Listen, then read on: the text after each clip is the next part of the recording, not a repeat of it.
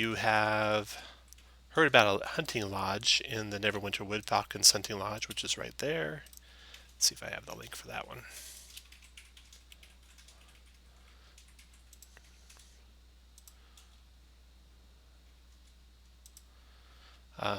Residents Spanlin share the following story with you. Falcon's Hunting Lodge is the only safe haven in Neverwinter Wood. It lies deep in the forest along a river's edge, and wealthy nobles venture there to hunt while under Falcon's protection. Falcon is a retired veteran of many wars and is said he'll offer free room and board to anyone who brings him a bottle of wine. That place is convenient because it's on the way to another one of the missions you've heard about, that being the loggers camp here. Do we have a bottle of wine? That's a good question. So you got the loggers camp. Deep in the Neverwinter Wood, along the river that flows west toward Neverwinter, is a logging camp. Every 2 months, Phandalin delivers fresh supplies to the camp. Well, actually, you'll have to travel back to Phandalin to get the supplies. So that'd be the first stop on that trip. And then you got one more place that you know about called Mountain Toe Gold Mine, which you also need to go back to Phandalin to pick up the proprietor of that mine. And it is on the way back to Phandalin, right over here. So from where you're at the Butterskull Ranch, the closest thing you could do would be go to the Shrine of Savras. And then if you wanted to trek out through the Neverwinter Wood, you could go to Falcon's Hunting Lodge and the Loggers Camp. Or if you wanted to head southwest, you could go back to Phandalin, collect supplies that you could... Oh, you actually need the supplies to go to Loggers Camp, so you might as well head to the Shrine of Savras and then continue down the Tribor Trail. And you could continue on to the Tower of Storms over here to the west, or pick up the miner and go to the Mountain Toe Gold Mine over here, or pick up the supplies and go to the Loggers Camp bar up there. Well, let's start with the Shrine of Savras. Yeah, it's right by you guys. All right. Promise fortune there. Tom, could we, on our way back from the Shrine of Savras to Phandalin, pick up both the miner and the material that needs to go to the loggers camp? Basically, okay. You guys have to get back to Phandalin because that's where the miner and the supplies are. Right. So you can do both when you get back there. But we could take both and take the miner to Mountain's Toe and then up to loggers camp. Yep. Excellent. And you could even strike out a short distance through the forest to hit the Falcon's Hunting Lodge before you head to the loggers camp if you wanted. That's almost directly north of the gold mine, so that makes sense. Cool. Thank you. Okay, let's do an update on characters. I think everyone's returning except for one was out last week, and that's Cadence. So let's go with Dan. Okay. Do you want to... There it is. There you go. Hey, everyone. Normal, happy, peppy Dan is out this week. Not feeling pretty under the weather, but glad to be here. He went to Inquisitive School to learn how to figure people out within the last overnight. And he's a Wood Elf rogue. 3rd level rogue. Next we got Arath. Oh, I'm still on. I thought I was muted. Arath is continuing his progression up the Conjurer line. I believe I am still... Listen, did I go 3rd level? Yes, I did go 3rd level. Picked up a couple of 2nd level spells that I found unlocked in my spell book. And pretty much concentrating on conjuration type spells along the way. Next we got Reese. Yeah, I'm still following the path of Kellamvor, and got those 2nd level spells, and I feel like a great curse has been defied. Some curse of 2nd level characters always dying, but I'm not quite sure how to articulate that. Jolly can probably articulate it for you. Yes. Jolly, your Raven. Okay, next is the Turtle.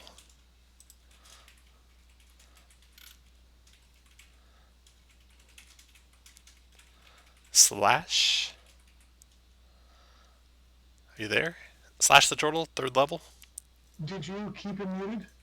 No, I unmuted him, but he was working on his mic, so maybe there's something turned off right now that's not working. We'll come back to Slash. Cadence, fresh on his return trip, his or her return trip from Europe. That sounds terrible. Cadence is a tabaxi bard, and he's quite full of himself, as surely all of you are also full of him, or them. And yeah, he's second level. Heard you a little bit that time. It's pretty quiet. Maybe if you could move your mic closer, and I'm also getting feedback on my mic through your speakers, so you'll want to be on mute whenever you're not talking.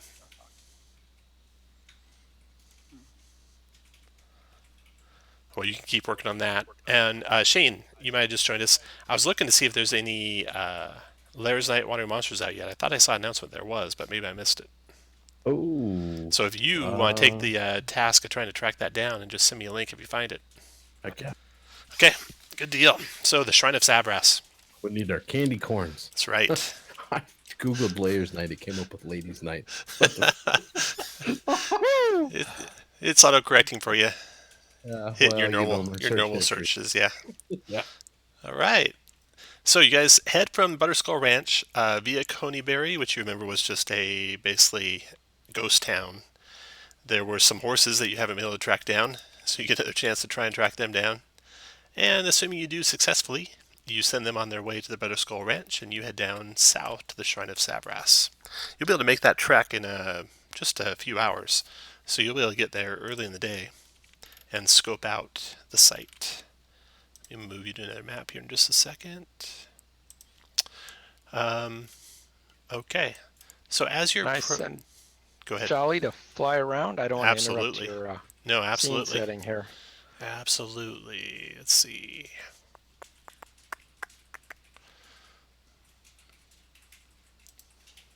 Okay. The Shrine of Savras.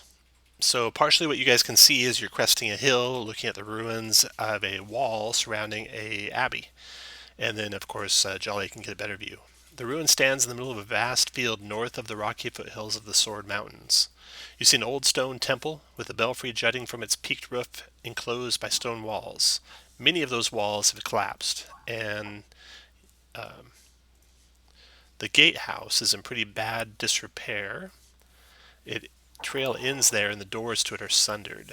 3 of the corner towers have collapsed. Only the northeast tower remains, and Jolly spots an orc there. Jolly's not out of place here as a raven, though, so the orc doesn't pay any attention. Testing. That's pretty good. That's pretty good. Plus, Is it clear? There's no feedback. Yeah, good job. Oh no, I suck at computers, so. All right. Very I'm good. ready.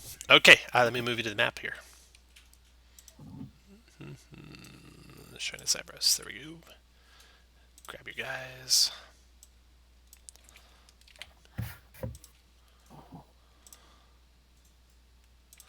So you will probably notice that I'm not using Fog of War. You know, I always start out thinking that'd be fun to use, but then the reason I like not using it is because, not Fog of War, but the line of sight. There's so much information your characters would be exchanging with each other, like Special Forces style, about, when you're in encounters and stuff, that as players you don't do. But you'd have a really good idea of what your surroundings were, whereas the Fog of War line of sight thing kind of really blinds you, unfortunately. So that's why I'm not going to be using it this time. So here's what you see. You guys are north of the shrine. You're not that close because you saw an orc on top of this tower over here. So you're a little leery of that. Jolly also kind of got to where you could see just over the walls, David or Reese. And I'm going to draw some orcs in there for you because he saw some more in the courtyard.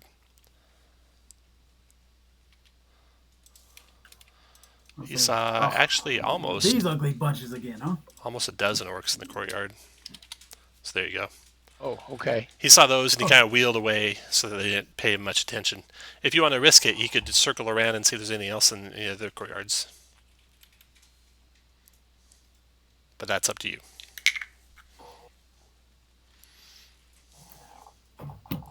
Okay, assuming he doesn't, he comes back and alights on Reese's shoulder, and you guys can decide how you want to proceed. You heard about this shrine because, what was the rumors from this shrine? It was this.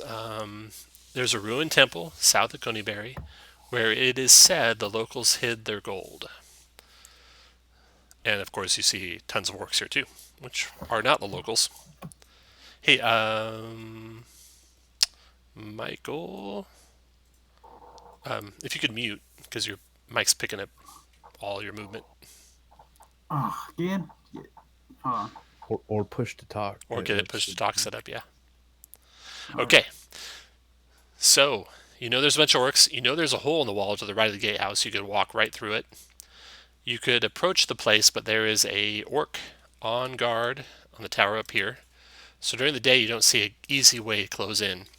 You could camp out a ways away from the place and wait for nightfall. And then, with only one sentry on one corner of the tower, you could probably approach from one of the flanks and not be seen by that sentry at night. Do we think we could circle all the way around? Yeah, during the day, you could circle all the way around and come from the southwest if you want.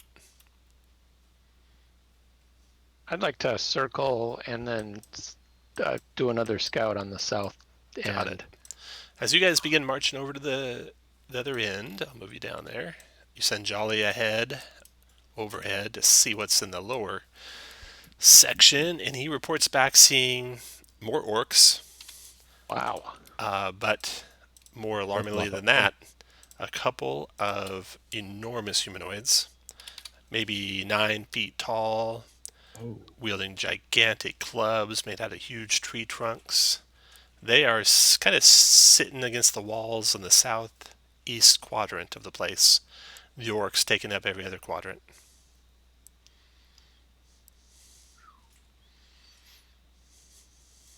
That's a lot of friends. It's a lot of orcs and a lot of ogres.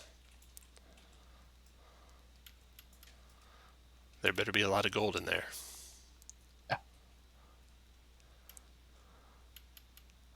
Anyway, It's a rumor. It can't be wrong, right?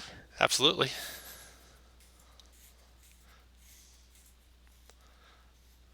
Let's see. Let's recap what you guys got for fighting forces. God. You got a Tabaxi bard. You got a barbarian slash. You got a cleric of the grave. Got a magic user and a inquisitive rogue. So you're not the most battle hardened group. If you were trying to sneak in there,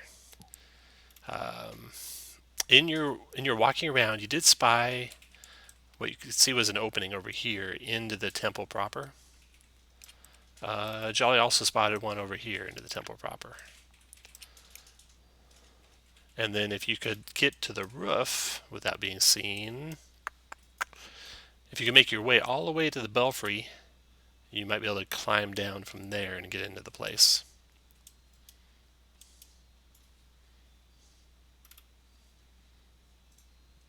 Well, I think we might want to try and sneak past the ogres from the southeast after nightfall. Well, we could spend some time watching to see if they're, sending out a hunting party or something, anything that's going to lower their numbers without us having to do it. Yep. Okay, so you kind of scout out. Yeah. You kind of scout out the southeast, and sure enough, orcs come and go in small groups. Just like you're saying, hunters and stuff like that.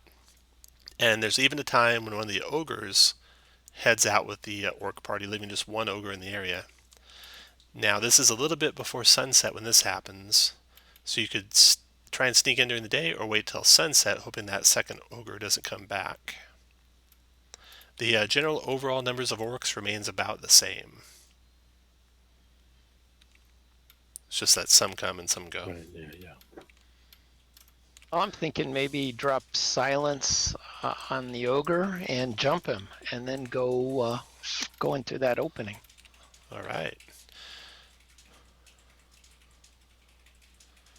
So, if you would like to try and sneak up to a spot, Silence has got pretty good range, doesn't it, Reese? 120 feet. Oh yeah, okay. You can actually be 120. You could be. You probably want to be closer so you can jump them. You could be probably within 60 feet of him and not have to make a stealth check. If you want to get closer than 60, you'll have to probably make a stealth check. And 60 feet from him, I'll put a aura on him so you can see where 60 feet is. So if you were to start somewhere just on the edge of that green circle, you pretty much are guaranteed that he won't hear you coming. Anyone who wants to go inside that green circle is going to have to make a stealth check to not alert him. So, go and take up your positions where you want to be when Reese casts his silence spell. You'll need to be able to see the ogre, so if I was moving Reese, he'd probably want to be about there to have line of sight. Is Dan melee or ranged? He can do both. It can be both. Oh, okay. Now remember, this this building I have drawn to the northeast of Reese isn't really sitting there. That's all open field because it's just showing the roof of the temple. I'm also not the most traditional type of rogue, but I'm willing to sneaky breaky. Michael, where do you want Slash to be? You know, you guys can get closer. You can be right on the edge of that green circle. You can move 2 squares to the left if you want, Slash. Because remember, the idea is trying to stay away from the circle. Right, the idea is you get as close. You can be there, right, and you're good. The idea is you want to jump that ogre before he gets to anyone else. Is there anybody who doesn't have a ranged attack and who can sneak? Right, if you want to sneak, you can make a stealth check. Closer, if that's the case. Well, I'm not very sneaky with this character at all. Dan, do you want to sneak any closer? Can I start in the green circle? Yeah, you just got to make a stealth check. Yeah. Yeah, you can start anywhere you want. It's just that if you're in the green circle, you'll be making a stealth check. And the green circle is going to be silence or no? No, just around the ogre will. Oh, okay. Okay. So is the goal to kind of pull him through the rubble out to the north? No, Reese told you that he was going to cast a silence spell on the ogre, so you need to jump him in the silence. Because the silence doesn't move. Yeah. I'll come with you. I mean, it's stupid for me too, but I'll do it anyway. You want to use live and learn. You want to use any kind of guidance or any kind of bardic inspiration on anyone before you make your rolls? If someone will guide me, I'll. You're also all inspired if you want to use that. I will guide somebody. Okay, Cadence, you'll have guidance. Yeah, I'll give bardic inspiration to Dan. Nice. Okay, Dan and Cadence, roll your stealth checks.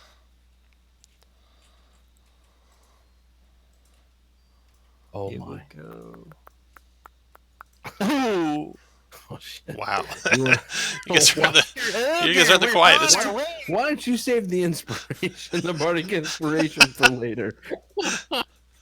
Will you guide me just to see if give me that? If your 5 goes up or your 7 goes up higher. I mean, it could be as high as like a 10. That's pretty good. 10. See, that's awesome. And Dan, you are sitting at 6. Do you want to use your bardic inspiration? Is level 3 bardic inspiration D6 or D8? D6. Is it D6? And I'm level 2. Just FYI. Oh, okay. Now I'll take my 4 or my 6. All right. You're going to be kicking yourselves when you look up a passive perception of an ogre, though. No. Use your inspiration. Too late. Too late. No, I already said it. Roll initiative, everyone. The ogre is like, what's that in the tower? That's your role play. That's your role playing for the night. So, you still got a 0 on initiative, so you guys are in pretty good shape. Everyone, go ahead and roll if you haven't already. I got a couple copies of everyone here, so bear with me while I delete the ones that aren't in this group.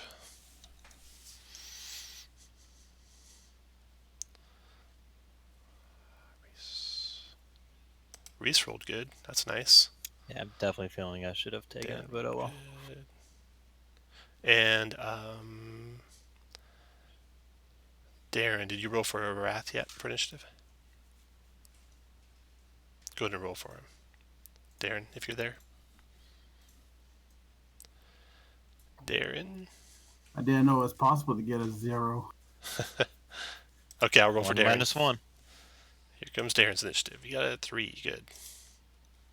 Descending. Dan, you are first. The ogre is alerted, so there's no surprise around, but you beat him by initiative by a mile. Yep. Okay. I'm gonna kind of have my short bow out with me. Move in to do a insightful fighting bonus action. Okay. So beat a DC 19 deception check. Let's see. That's wisdom. Got him. Okay, yeah. And then that gives me sneak attack without needing the conditions for it. Yeah. And short bow is a 10 hit. Let me fix a wrath for Darren. Edit. Huh. You should have access, Darren. Try to just reload. Oh, you might be not on the arrow tool. Go to the toolbar on the left and pick the arrow tool, the select move tool. And then click off your token and back on him. And Dan, you got a 10 to hit the ogre. Does a 10 hit? It is not a hit. No. Okay. And I will try and scramble my way as the rubble. All the rubble's passable and difficult difficult. terrain. Yeah, if more than half the square is difficult terrain, if more than half the square is 3, rubble, 4, consider difficult terrain. 5, 6, 7. After you Okay. is Reese. Go ahead, Reese. Okay, here it comes. 20-foot radius on that spell, right? 20 foot. Go ahead and put that where you want it. Once upon a time, it was just silent. The spell was called Silence 20-foot radius, I think. It is silence 15-foot radius, I think, actually. Oh, you might be right. Yeah. Okay. It is deathly quiet there. You hear the ogre's grunts Let me and... just adjust that one more square, if that's all Oh, right. which way you want to go? West? One south. One south. There? That's good. All right. Okay, the ogre's grunts and cries stop. He wasn't really crying yet. Reese, you can finish your move where you want. If you want to get any closer. Arath, your turn.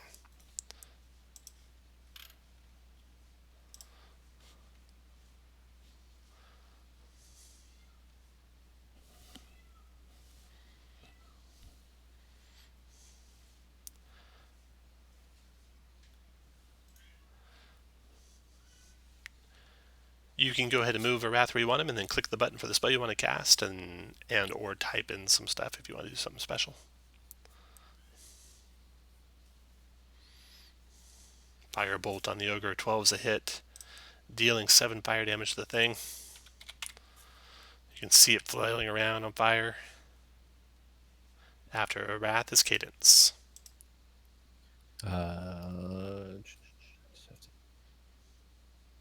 If it's one of the weird spells where they have.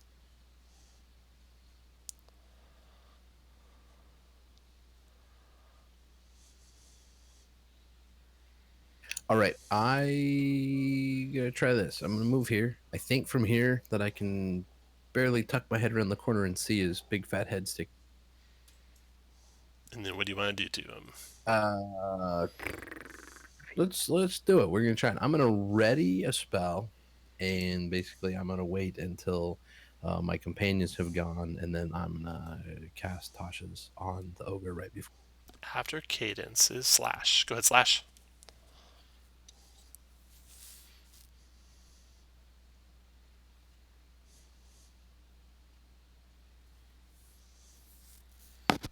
Michael, Slash's turn. I'm just gonna hold my action and throw my dagger if I see him in my zone. Okay, maybe I'll help you out here. So you were about here, right? There? So if you go 1, 2, 3, 4, 5, 6, you can see him there if you want. But going down, you got this big tower and wall in your way, which you could see from where you were standing, so you knew that wasn't going to give you any line of sight. Do you want to do that, or you want to go south? So I can see him and throw my dagger from. Yeah, yep. You can also ready to throw your dagger in case he moves closer and gets in short range for your dagger. Yeah, I'll do that. I'll hold my action. Ready? Wait till he You gets got close. it. All right. For everyone's reference, I don't make you tell me what the trigger will be for your readies. Just tell me what the action you're readying. since most good players can come up with pretty ingenious triggers. I don't bother trying to parse them. A Wrath, your turn. Did I have a Wrath twice? What happened there? Oh yeah, I did. Okay. Wrath already went, so I'll take him out. Initiative. And then Ogre's turn. Try to cautious him. Hit that button for me. Wisdom save to negate. A big fat 13. Big fat. -1. Oh, wow. The ogre falls prone.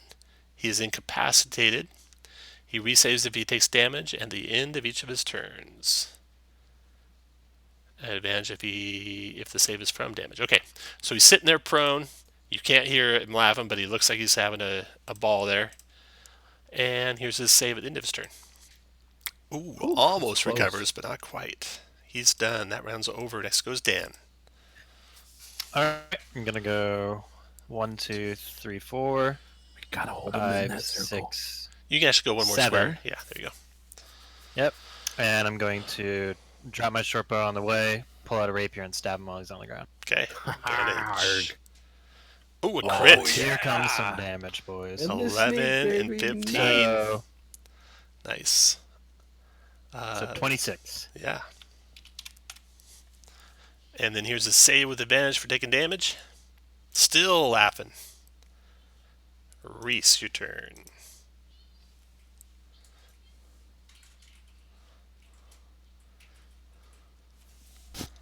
Up here. And then let's hit him with Sacred Flame. There. That's gonna do it. One radiant, unless he dodges it. He He dodged it. That was embarrassing. on, It's all, the laughter. on all fronts. So, Wrath, your turn.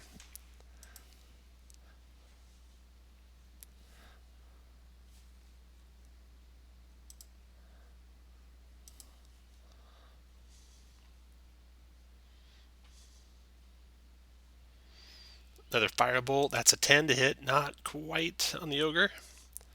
Then Cadence. Yeah, fudge.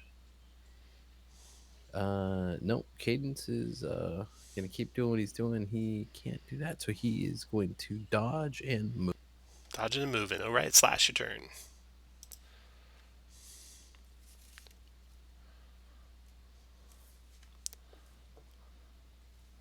Mike's picking up something, but it's not pushing anything through. Oh, he's doing the push talk. Yep. Okay, Slash. No, I was just thinking where I'm going to move my character. Oh, and actually, right before your turn started, did you want to take your radiant action so you don't lose it? Nah, I'm cool. Okay. Do anything else besides moving there? I really can't see because there's a big giant circle. I'll fix it. It's just I'm gonna take a dog. I'm gonna just. I think I can't move anymore because this right here is a. you had 1 square of difficult terrain there, yeah. So you have 2 more squares of movement. You could have got within 1 square of them. You'd be 1 square away from them with a 30-foot move.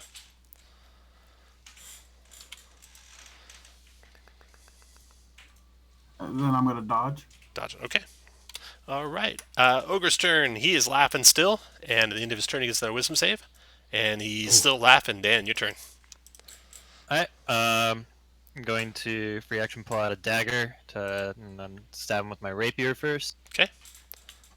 Miss. Dagger. 8's gonna miss, and dagger 13 hit. does a 13 hit Yep. for It's going to be 9. 3 less than that, right? Because you don't have 2 weapon fighting, so it's going to be 2 True, plus yes. 4, 6. Minus 6. Here's his saving throw with advantage. Still laughing. Oh, wow. Reese, your turn.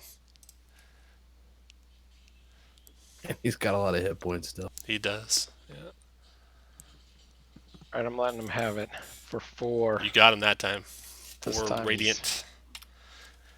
Then a Wrath, your turn. I think. Did he have He a just save? messaged. He's restarting. Yeah. I'll shoot a firebolt Oh, for we him. just heard you. Oh, you hear me? Yeah. Yeah. Oh, fantastic! Even better. I don't know what was going on there. I was trying to type and do things at the same time. So yeah, let's try to finish this guy off. Firebolt away. A 17 is hit for 1. All right, next is Cadence. I think he's got 2 saves for the Oh, yeah, I sacred forgot. flame. Thank you very much, Cadence. Wisdom. Oof, he Made the makes that one. second one, so no longer laughing. But it's now Cadence's turn.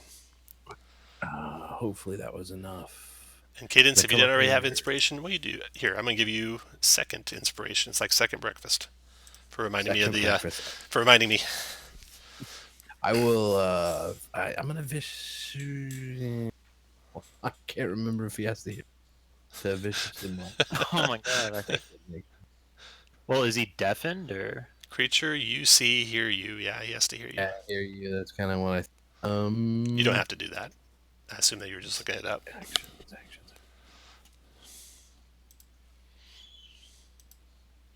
Well, that's unfortunate. I'm gonna come up here and.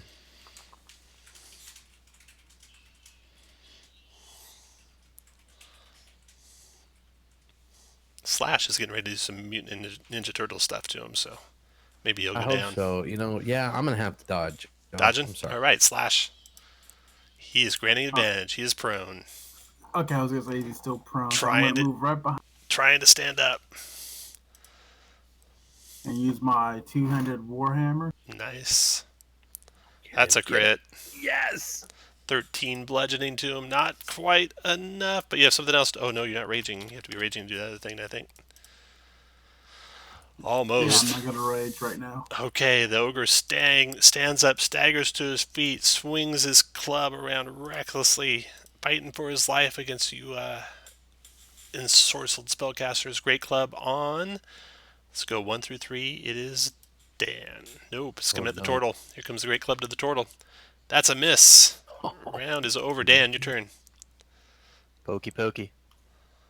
Dan So drops the 13 hit? ogre. The ogre crashes down to the ground. Would have made a huge noise, that and his screams, but all is deathly silent still. Okay, so you look around. You look to the north. There are some orcs up there, which haven't seemed to notice. So both Dan and Slash, you guys are going to want to move quickly to the west to get out of their view. And there's So also can I? Oh, to the west. the northwest, yeah, to get out of their view. I'm Then- just gonna cunning action dash all the way. I Okay. can. Then the other 3 of you can kind of watch, and when they're not paying attention, tiptoe across that opening there to get to the wall into the church. So you guys, The silence. Will we have to make stealth checks to do that? no, you will not. Oh, wonderful. Okay. So the church, this wing of the church that you enter through the wall into, all the furnishings therein have been destroyed, and part of the south wall is collapsed, which you came through. There's a door in the west wall and a fireplace in the east wall. Who's going to take the lead on searching doors and opening doors? I can do that. Dan? Unless, All right, Dan. Someone who's got the highest passive perception, maybe. That is Dan. Oh, He's there you a go. 16. yeah. Ooh. He's that kind of rogue. Yep. Okay. Okay, Dan. So I'll assume you listen to every door and then search it and then open it. Yep. Okay. No sound, no traps. And it opens up into the main hall here of the church. And looking around there, you see rows of crumbling pillars supporting the 40-foot vaulted ceiling of the hall. Humanoid bones litter the dusty floor. A 10-foot square hole in the ceiling leads to the belfry. No rope hangs from the copper bell up above. 2 doors, well actually no, 2 double doors and 1 single door to the west. Is the door all the way to the north closed? It is, yes. Gonna wave the party on over and I want to make my way to the western door. All right. Again, no sound, no traps. Opening that up is the west wing, and in the west wing you find 6 beds with moldy mattresses, the scattered remains of a wooden table and 6 chairs, and a soot-stained fireplace containing a rusty cauldron hanging from a spit. You see a narrow break in the north wall, providing an alternate exit, and you can hear orcs through that opening conversing. Okay. Can I take a look into that cauldron Yeah, in the fireplace? yeah, absolutely. It is just full of brackish liquid, maybe the remains of a long left stew. Okay. Yummy. I don't think there's anything else in here, so we'll go back out and close the door as carefully Okay. as I can.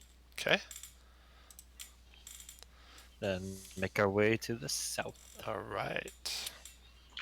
Do we want to give a thorough search to any of the rooms that we've been in so far? See if there's anything under any of the rubble or in any of the mattresses or anything? Let's do this. Let's finish this quick search and Then return back and do that. Okay. Okay, the altar. Stone pillars brace the vaulted ceiling of this temple, the floor of which is buried under a thick layer of dust. So they haven't done much in here. The orcs haven't anyway. Also covered in dust are 4 humanoid skeletons in tattered priestly vestments lying near a stone altar situated in an alcove under 4 narrow windows. Carved into the front of the altar is a humanoid eye. Ever make a intelligence religion check for me? All right, Dan. This does, and Cadence, this does, in Arath, this does appear to be a temple to Savras, just as indicated. The various adornments and the priests and the altar and such all match that. what do we recall of Sabrath?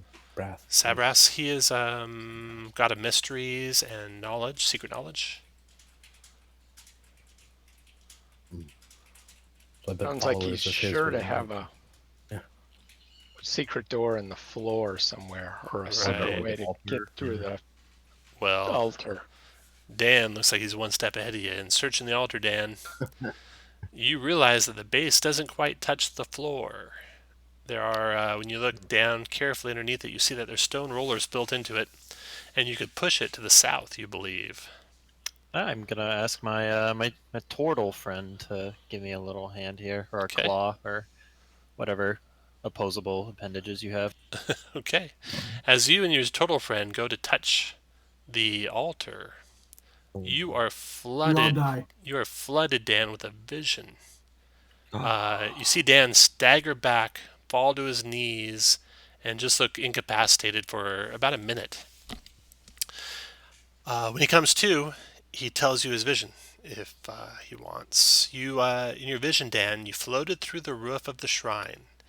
You soared south and west toward Icespire Hold, and you saw a white dragon asleep on the fortress's rooftop. That was your vision On this fortress, or the fortress at Icespire Peak? at Icespire Peak. Ah, Icespire Hold. gotcha. Okay. You go back and you can push the altar now, and nothing happens when you guys touch it the second time. The altar slides back to reveal an unlocked wooden coffer tucked inside a 1-foot square cavity in the floor. Inside the coffer, you find 57 gold coins and a key with a question mark worked into the head of the key.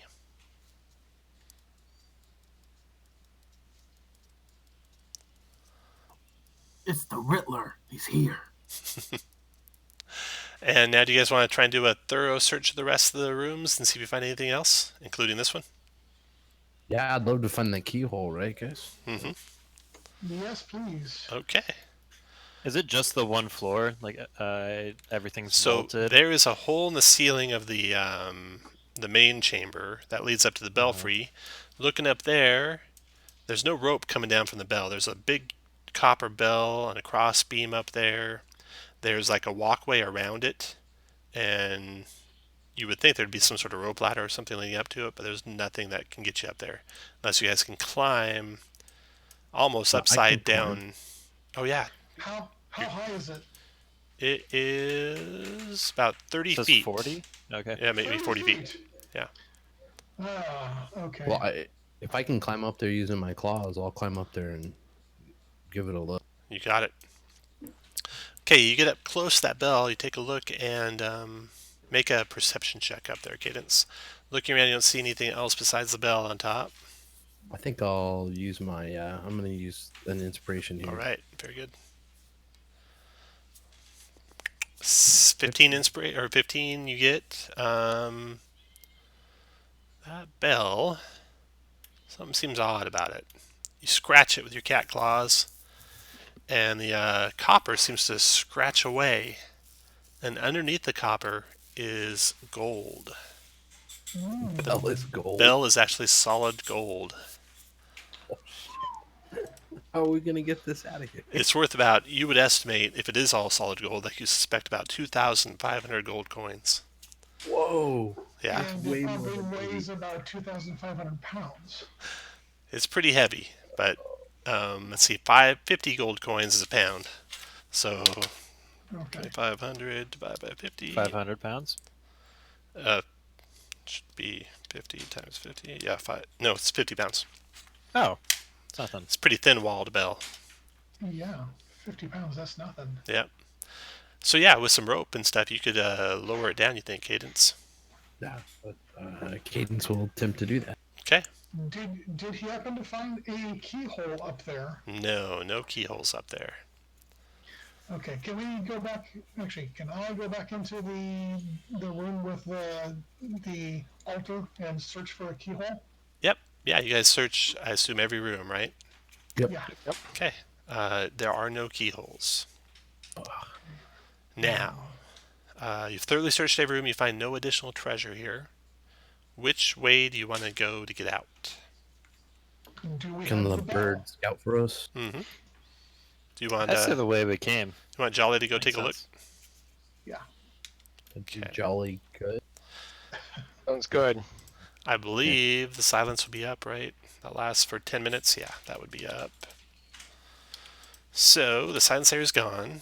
If you want to give me the bell, I can hightail it out of here. I mean, I can assume I can carry 50 pounds if I. Just as have you guys are nothing kind of else in my gathering hands. around to look at the opening, Oh boy. you can see the dead body of the ogre across the way, and Oh, you hear no. the stomping sound of another ogre coming, and you think there's one right around the corner. You can almost smell it before you can see it. What do you guys want to do?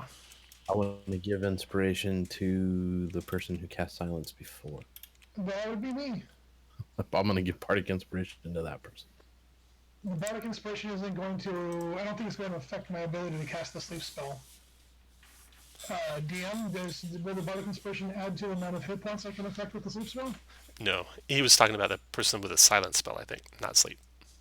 And the answer is it's still a no. silent spell. Yeah. Yeah, sorry. No problem. Duh. Okay, so you want to start casting a spell, Cadence? Arath, anything?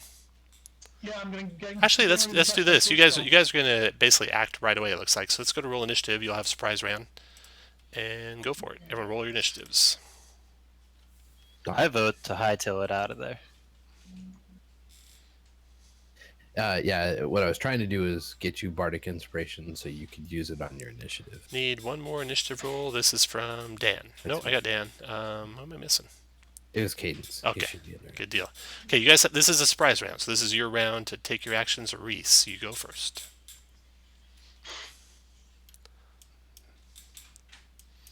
Okay, I'm gonna round the corner. 1, 2, 3, 4, 5, 6. We'll do a silence again. Okay. Doing a little bit smaller, or something I can control the color of. 20-foot radius there. Let's drop it right on the dude.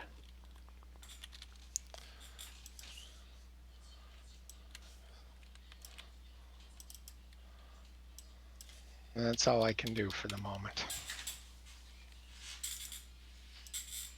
There we go. Got it. Okay, you get there. You got silence up. Put your concentration marker on there, Reese. And grimace. Because here Okay, so we comes. just Actually, need this is a to- surprise round, so the ogre's not acting yet. Run, Wrath, your turn. Run. I Run, am guys, going run. to Misty Step to outside, right there, and then hit him with the sleep spell. Anything else? Oh, well, let's do the sleep spell. Go ahead and click your guy and click your sleep spell. Yep. See what you got. 18 hit points. It's not Okay. gonna be It enough doesn't to seem to put put him to sleep. What else you want to do? I will retreat. 5, 10, 15, 20, 25, 30. And you did Misty Step and sleep, so you can't quite do that. Misty Step's a bonus action, I believe. So let's see. You could have gone 1, 2, 3, 4, 5, 6. Well, you can't cast 2 spells in one turn. Boom, and then get a sleep on him. There. When you cast a spell, that's a bonus action spell. The only other spell you can cast in the same round is a cantrip. Yeah. Right. Thanks. Okay. After a wrath is Dan. Gonna kind of go over to the cat and say, "Give me the bell real quick." I'm giving you the bell. Please. The cat's fast. I'm Run, faster. Get out. Promise. Okay. So that was 1, 2, 3, 4, 5, 6, 7. Bonus action dash. 1, 2, 3, 4, 5, 6, 7. Hit him with my short bow. Fire away. 24 for 1. 24 for 4. All right. -4. After Dan. Slash, your turn. All right, I'm gonna leave this little room.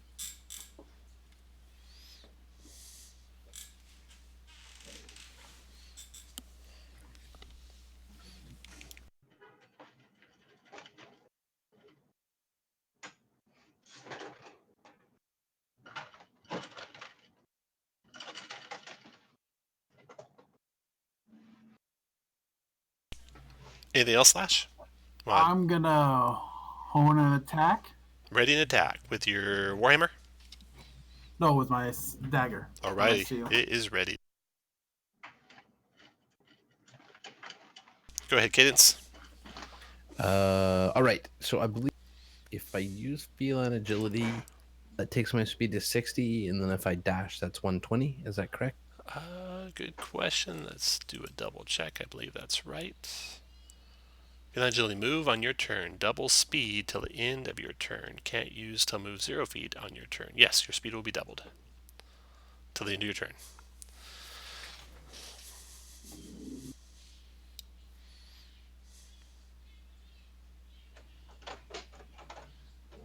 So while you count that out, we'll go to the next person. Reese, your turn. Does Dan does Dan do like an oh shit, he is fast? Do you do no shit, he is fast as he runs by you? Zoom. I'm running.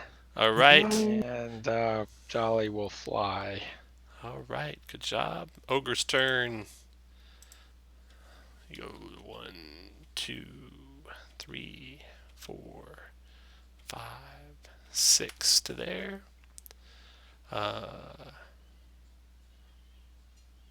Speed 40. Holy cow. All right. The ogre comes up behind Dan, smashes it with his great club. 21 to hit you, Dan, for 18 points of bludgeoning. Yep. That's gonna sting. I heard a little. After the ogre's turn, Arath, your turn. If you Yep, I'm not gonna try to scoop by. I'm just gonna firebolt him. Firebolt, that's a 16. That's a 2 points of damage, -2. And go to move where you want to move. 5, 10, 15, 20, 25, 30. Oh, let's see. Before you get all the way there, you're getting ready to move to leave that square. You can hear the sound of orcs to the west. You can't hear anything from the north because you don't know. Do you still want to go back into the building or not? So I can hear orcs coming from this direction over Yeah. Yeah. Oh, crap. I'll move over here instead. Okay. All right. Very good. After Arath is Dan. Gonna disengage from this guy, Uh-huh. and then bonus action dash my way out of here. All right. So, looks like everyone in the party is safe, Arath, and Slash. If you guys can run for it, you can get out too. Slash, your turn. Gotta catch up to my feline friend. I'm gonna use my action to dash. I'm trying to figure out how I'm gonna get out.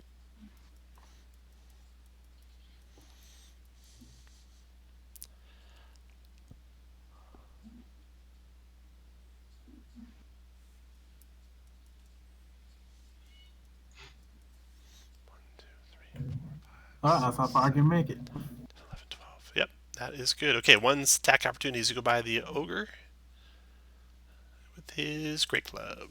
23 for 14 bludgeoning. Slash. Ouch. And Cadence, your turn. Cadence is not going to move this turn. He's going to dodge. All right. After Cadence is Reese. Your turn, Reese.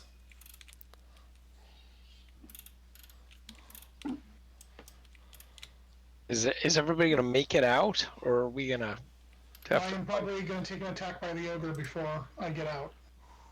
All right. Well, I will Sacred Flame the ogre, and then I will continue moving. You got him. Give me some damage for that Sacred Flame. Take One. that, another one. Right where it hurts. My whole goal is to make it overconfident. All right, the ogre's turn. He's got 2 targets he can reach. 1 through 3, it's Arath. Dun, dun, dun, dun, dun. It is Slash. 1, 2, 3, 4, 5. Comes there. Great club down on Slash. 11's a miss. Glances off the turtle's shell. Arath, your turn. Now I'm going to Misty Step Awesome, having that left over. to there, and then I'm going to move. All right. Can I dash? Yes, you can. I'm going to do that. After Arath, Dan. Gonna go up next to my feline friend, pass him by saying, "What? You're tired?" And then bonus action dash, standard action dash, 21 squares. All right. Slash. Oh, I have a feeling he's gonna get an opportunity to attack. Going to dash and move. Yep. Okay. Here's the attack as you leave. Hit you once for 10, and then you guys escape. Good job. The ogre pursues a little bit, but tires out pretty rapidly as he takes point after point of radiant Sacred Flame damage. He's finally deterred. He finally gets tired of it. All right. Good job. You got in and out of the temple with the golden bell. Hotfoot. Let's take a quick break right there. That's the end of the Temple of Savras. Then you'll be going back to Phandalin after this. So you're going to get an extended rest so you can not worry about healing up or anything. Awesome.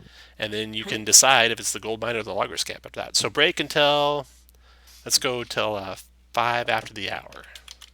Oh wow, nice and long. A 10-minute break. Cool.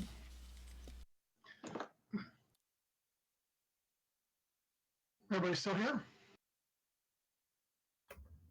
Yep. I think we should deliver the miner to the tow, to the gold mine, and then head up to the loggers camp.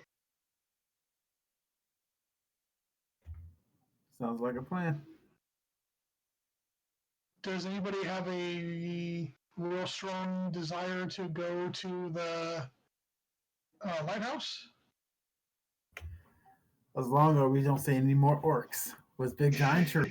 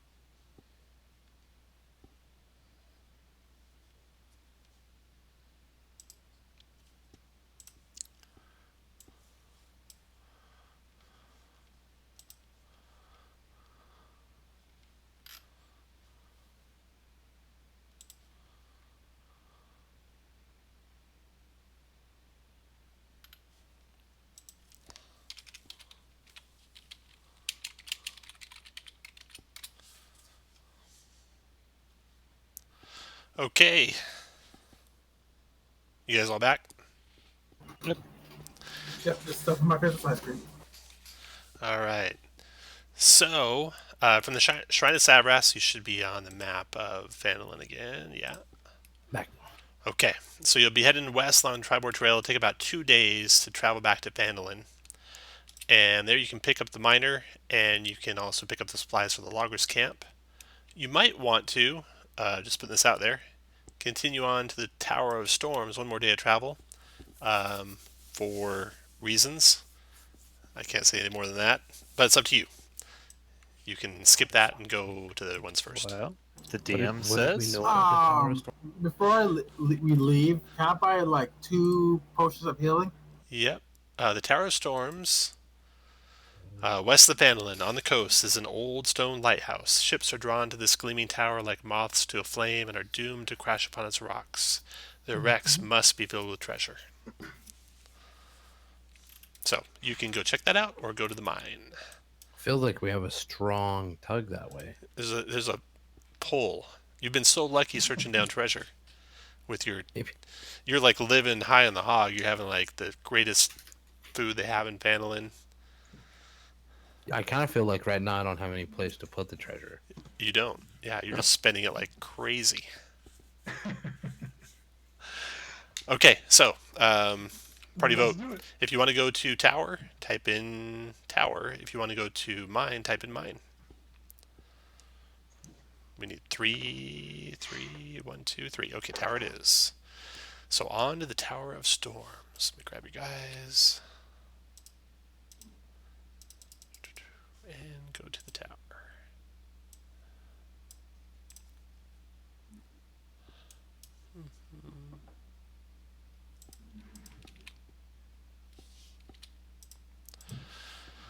Okay. Should be there.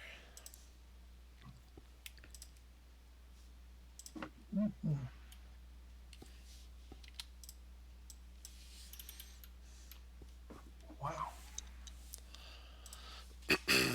Okay, so as you travel west of the high road, you see a storm brewing out to sea. By the time you reach the 100-foot high cliffs overlooking the lighthouse and the Sea of Swords, the thunderstorm has reached the coast. Below the high cliff that hugs the coastline, an outcropping of rock is nearly surrounded by water, with only a narrow causeway connecting it to the beach below.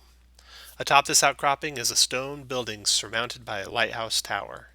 An eerie green light pulses from this beacon, shining westward out to sea. With each green pulse of light, you hear the thump of a slow-beating heart. You find a way down the cliff. There's a staircase carved into the narrow fissure. So you can follow those stairs down to the shore and then travel across a causeway toward the island. You can see the wrecks of ships north and south of the island, and there's probably more behind the island that you can't see from your vantage point. Do you want to cast any spells before you start down those stairs? Mage armor and such? Yeah. Mage armor it is. Alright. When you get to the bottom of the stairs, there's a giant crab approaching you along the beach. It waves its claws at you. Everyone make a wisdom animal handling check, please. I just wave back. Gotta find my token. Dan, Arath, Cadence. You guys are good animal handlers. Reese, he's even trained in it. He's like, hold up. I know what that means. The giant crab is like trying to hail you. It doesn't look like it's an aggressive move it's making. Well, of course. I Yes. use the. I clap my fingers together using the poetic language of giant Of giant crabs. Okay, the thing kind of scurries sideways a little bit up to the base of this little causeway, and it looks up at you. And it, if it could tilt its head, it would, but it tilts its whole body sideways. And then it says in common, "Well met." You're a talking giant crab. I am. You are going to the giant Well, island. I'm a giant talking turtle. So what? I'm sorry, what did you say, Mr. Crab? You are going to the giant island lighthouse, are you not? Sure. Indeed. Beware. There are evil harpies that nest atop the rocky outcropping. They will trick you into trying to climb the slippery rocks where you'll fall to your death. You might want to plug your ears. Good And there's to sharks in the waters if you fall in. But the one to fear is a mean old brute named Daggermaw. She'll bite your head off and take pleasure in it. He snaps his claws real loud when he does that. Get inside check that last statement. Sure. I think she'll go for my leg first. You can do the insight check all you want. 14. You and your vast knowledge of giant crabs. He continues. 5 shipwrecks are spread around the rock beneath the lighthouse. I'll fetch treasure from one of these wrecks if you can help me. What sort of assistance do you require? Sure. I need you to help lay to rest my dead elf master, Miral. Her spirit haunts a nearby cave, and he points to the first cave that the causeway approaches.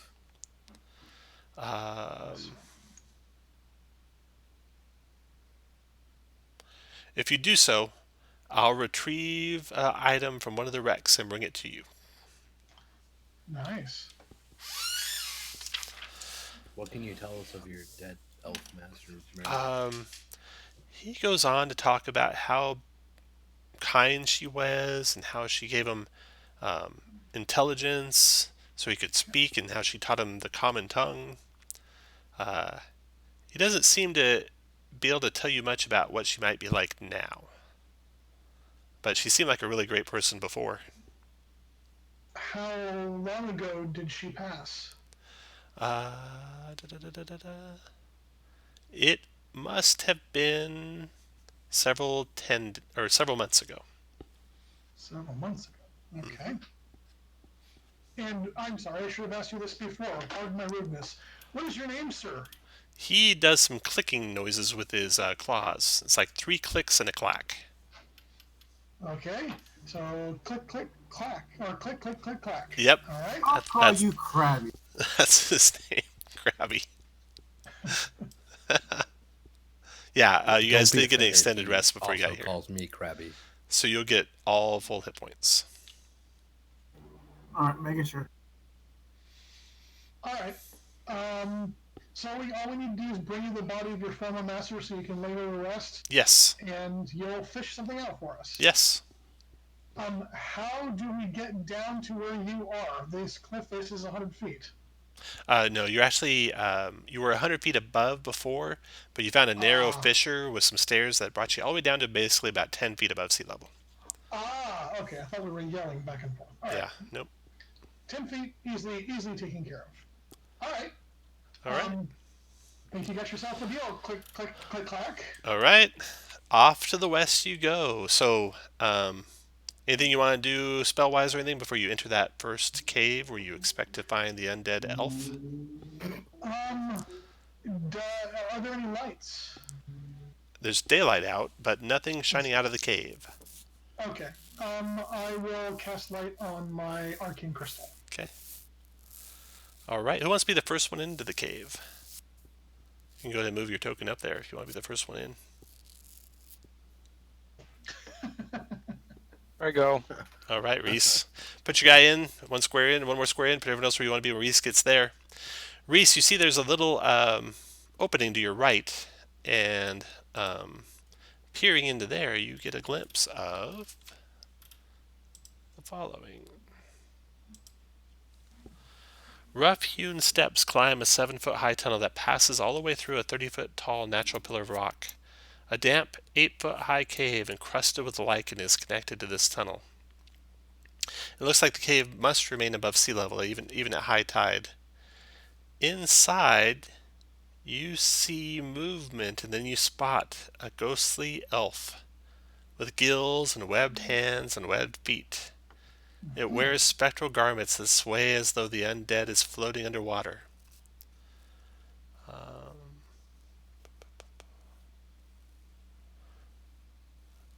It speaks, its voice almost piercing and hurting your ears when it does. You feel like if it were to raise its voice, it could be very bad. It says, retrieve the conch and bring it back to me.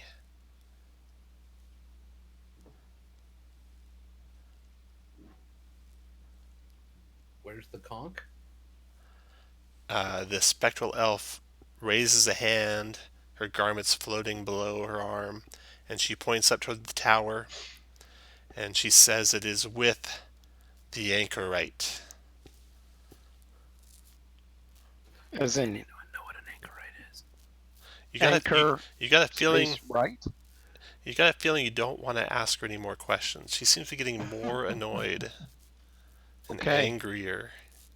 I bow and head down the causeway towards the tower. Okay, everyone, make a knowledge religion check. Intelligence religion check. Dan, not trained, but pretty good roll. Button. Cadence is slightly trained with a 17. An anchorite, Cadence, you think you've heard such a thing, especially having to do with the storms that are overhead here. And a crack of lightning strikes the cliff face as you're talking.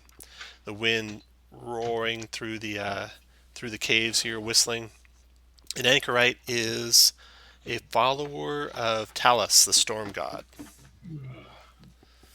So, you know that. You know, somewhere up on top of that big cliff, there are some harpies. You guys want to do anything before you start your climb up? Yeah, I'm gonna plug my ears. What are we plugging our ears with? I assume everyone will plug their ears with seaweed or something like that unless you don't want to. Let me know if you don't want to. I'll do it. Just let me know if you don't want to. I assume you all are. It'll have the effect that you'll all be deaf, basically, and that deaf condition is deaf. You fail checks that require hearing, so not so bad. Is that going to affect my ability to cast spells? Nope.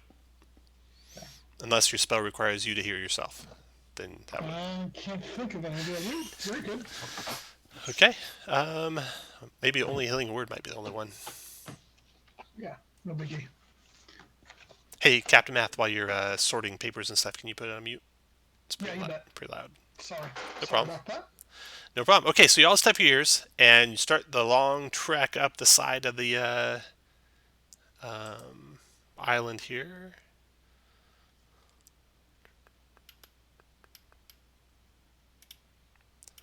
I really should have had some music for this stuff. But I don't have anything ready. Plus, I was hoping for a little ghostly elf voice from the top. That's true. Yeah, I need that too. That's some thunder. There you go.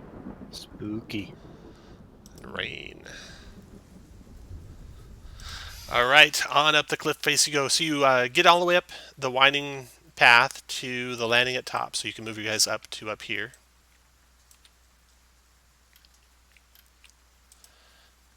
I'll race the cat up. You're gonna take a lot of breaks.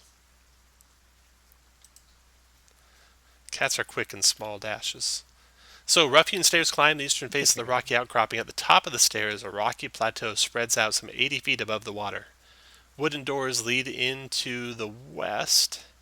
They have rusty iron hinges and handles, as well as decorative lightning bolts carved into them. So, take up your positions where you want to be when basically the first of you is where I just put Dan. Everyone else put you guys where you want to be when Dan gets there.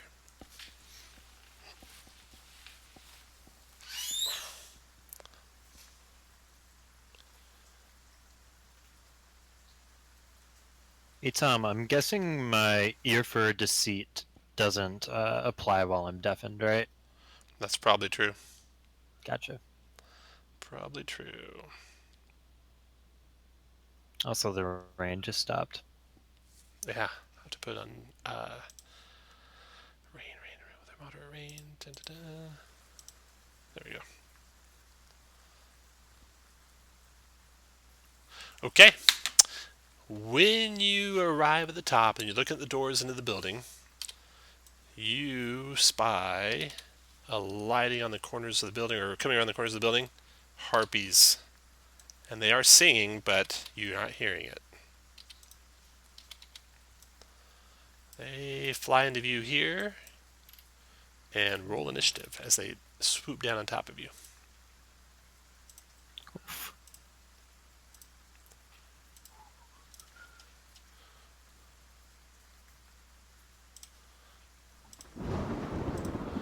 All right, Cadence, your first act. Cadence is gonna try to illuminate them with a little fairy fire. All right, 1, 2, 3. 3 Oh, I dice. like that a lot. That's Get all lit. failed deck saves. So all these harpies are lit up.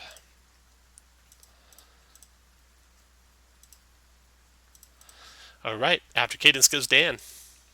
Dan, the harpies are flying, so Yep. they're like about 10 feet off the ground, but you could ready an attack or shoot them with a bow. Your choice. Thanks. I'm gonna shoot him with the bow. All right. An 11. 11 connects. Okay, for 7 plus 3, 10 damage. 10 to the first one. Got it.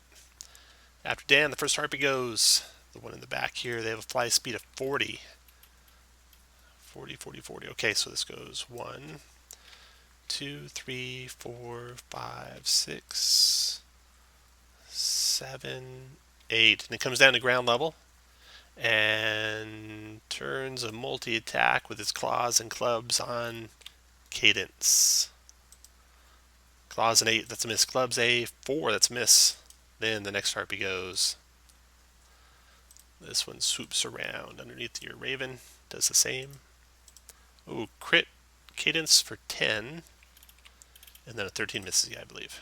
No, 13 hit. Doing 4 more. So 1 more check. Okay, you keep the spell going. And then the last harpy's not going yet. Slash, your turn. You got a hit point left? Nice. I'm gonna rage. Y'all need to kill this right now. Do you have some temp hit points? 'Cause it shows you have some temp hit points. Oh, my red. That's just my bardic inspiration. Oh, got it. I can switch them over here. Slash rages. And I'm gonna use Divine Fury on the harp. There you go. You don't have to announce that. You can just roll it after you hit. Because I think it only triggers when you hit, so you're good.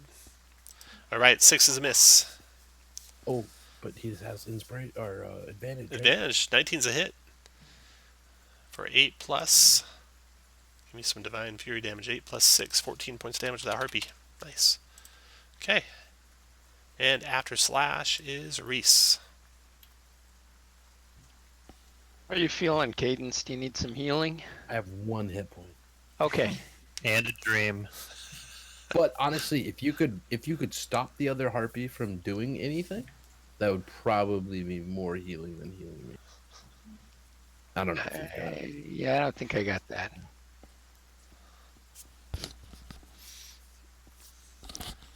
Does 1 point of Radiance stop a harpy? I don't know. Pretty sure it doesn't. Over a couple turns, maybe. That's the question for the ages. About 38 turns later, you got him. Oh. Cure wounds. 5 hit points back, Cadent. Take it. All right. After Reese, you can move if you want, but after you comes another harpy. This harpy comes down screaming towards Slash, Claws, and Club. Both miss. Arath, your turn.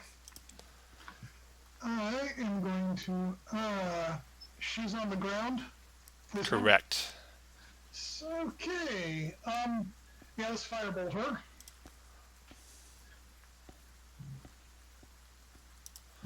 Miss. The rain stopped the firebolt. Yep.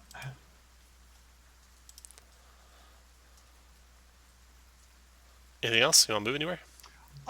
No, because I don't want to draw any attacks of opportunity or have any of the harpies see me as a target. So I'll stay Alrighty. where I am. All right. Next to go is that runs over. Cadence, your turn. Oh my god. All right.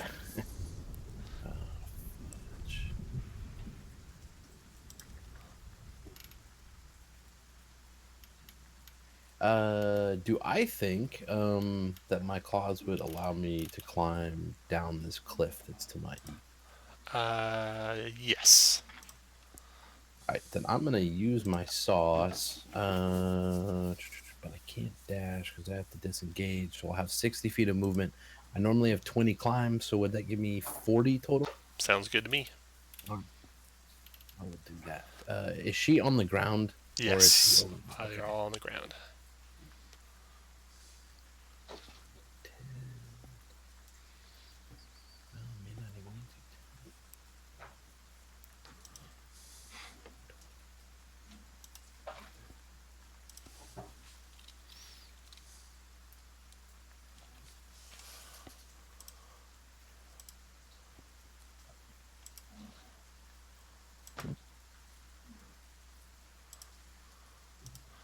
All done?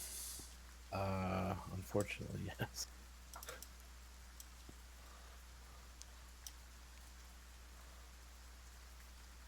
Yes, if you didn't hear me, yes, I am. Okay, after you is...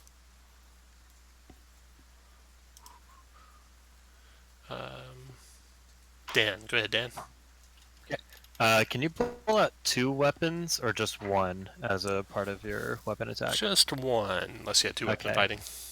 Yeah, that's what I thought.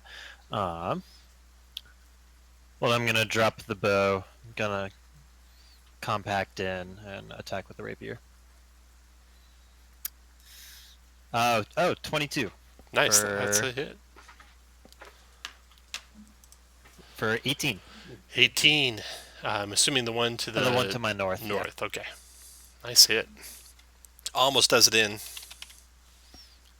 If you could, it looks like it's screeching. If you could hear it. After Dan is Harpy. That one that you just hit, Dan is going to disengage Okay. and fly up and back. 1, 2, 3, 4, 5, 6, 7, 8. There. All right, so this one's flying, and it is 15 feet off of the ground there. Then the next harpy, there. Where did Cadence go? Where's that cat at? All the way down yonder. Holy cow! Maybe it doesn't even see me. I don't know.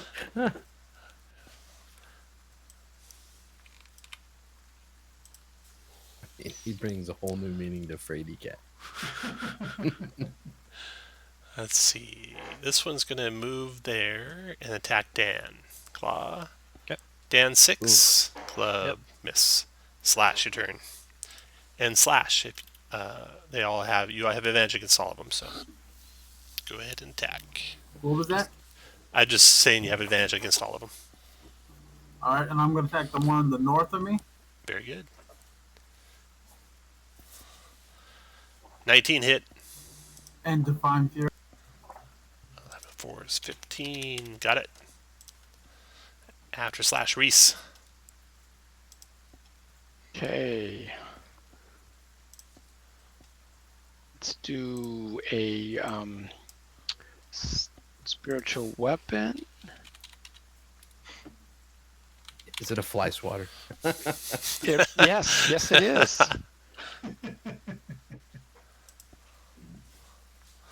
I want to put that just south of the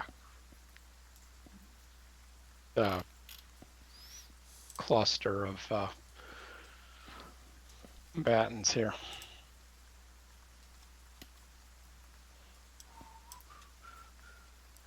Put one out there for you can put it where you want. And you attack in the north one or the south one? South one? That is a hit for 4 force damage. Okay, after Reese, next Harvey's turn. Whoa, wait a minute. Oh, he's got more That's just coming. a bonus. Here comes the 1 point of radiant damage. Here comes the 1 point of radiant. This is crucial. This is going to go on the far south one. Far south, okay. Here's the deck save. Look at that. 8! Whoa. Oh, but Damn. no. Boo, boo time, boo. Of course, right? All right, Harpy attacking the turtle. Claw attack, miss, club attack. Bonks off the turtle shell. Then Arath, your turn. So all 3 of the harpies have been attacked this round by party members. Maybe. I lost track. Maybe I shot 6 Okay. times. Maybe I shot 5 times. Okay. What the heck? Let's try and charm person on the one to the far south. All right. It's a wisdom Actually, save, I think. That is correct. And if they've been attacked, they get advantage on it. Well, it's going to be important that they haven't been attacked. Charm person. Humanity charm, advantage if fighting. So yeah, you guys are definitely fighting each other. You want to take that back? Because you would have known that. It doesn't matter if you've attacked them this round, you've been fighting each other, so... Yeah. That one was hanging back, so I was hoping I hadn't been attacked. Whoops, I'm not going to step off. That would kill me. So, the one with the spiritual weapon is attacking. I will firebolt it. All right, let him have it. Can you kill the really low one? No. 15's a hit for 17's a hit for 5. All right, move where you want, and then after your turn, Cadence. Oh my. Yeah, we should try to kill that really low one, y'all. Well, which one's the really low one, number one? And number two, can I see it? The one with the smallest green line. And I will try to viciously mock him Okay. for all 2 points of damage. 13 Hey, it's wisdom. D4. Got him. 2 damage. And mocked. Wait, did I get him there, Tom? You hit him. You did 2 damage to him. Oh, he made a save. You're right. Never mind. Yeah. Okay. A little happy on the trigger finger with that 2 points damage. See, climbing. I can do 20. So 1, 2.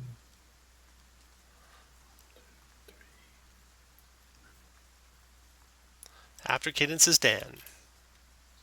I'm gonna pull out my dagger and attack with my rapier to one to my north. So 24 for 4. 10. 24 for 10. Got it. And then a dagger inbound. 24, that should be 4. 4. Got it. Okay. After Dan come the harpies.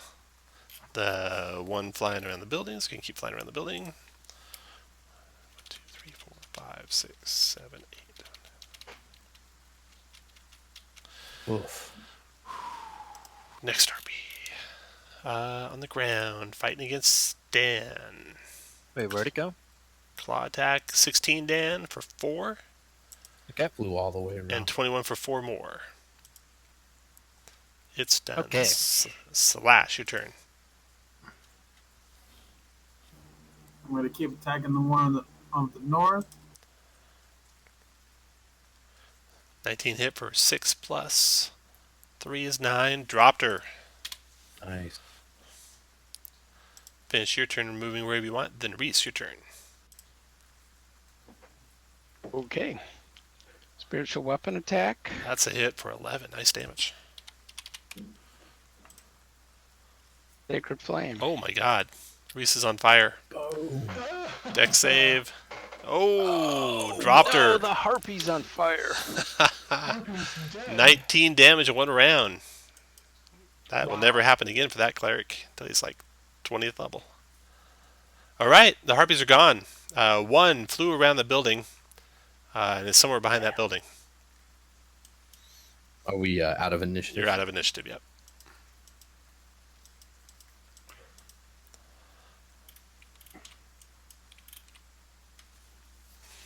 So yeah, do any healing you want to do. And then otherwise, Dan, checking the door. It is got no sound on the other side and no traps on this side.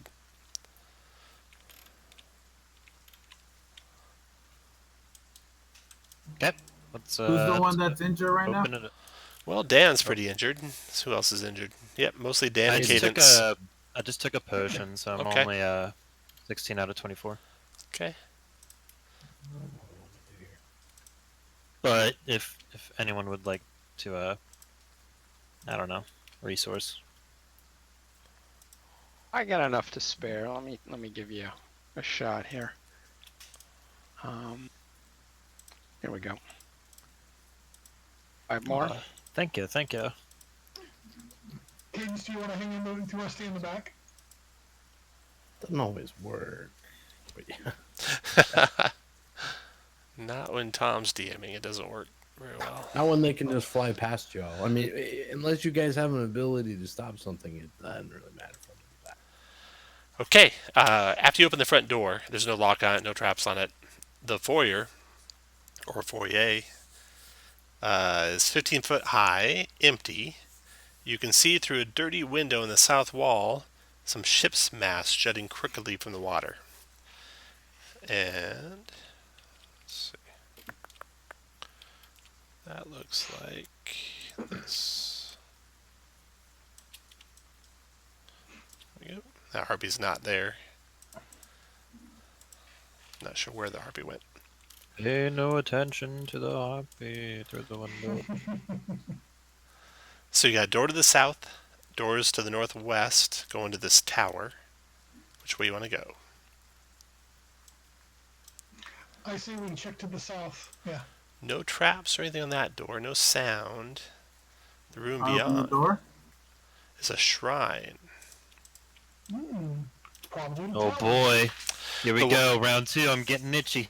The walls are adorned with frescoes that depict ships being tossed on stormy seas, with a dark and terrible god looming above them and smiling.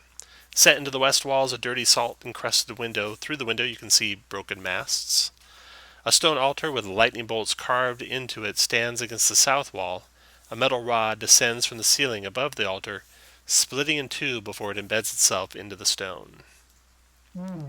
Everyone make a religion check, intelligence religion check.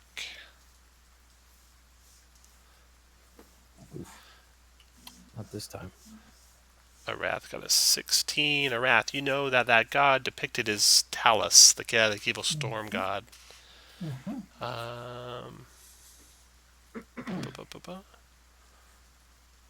Alright, yeah, that's all you see in the room.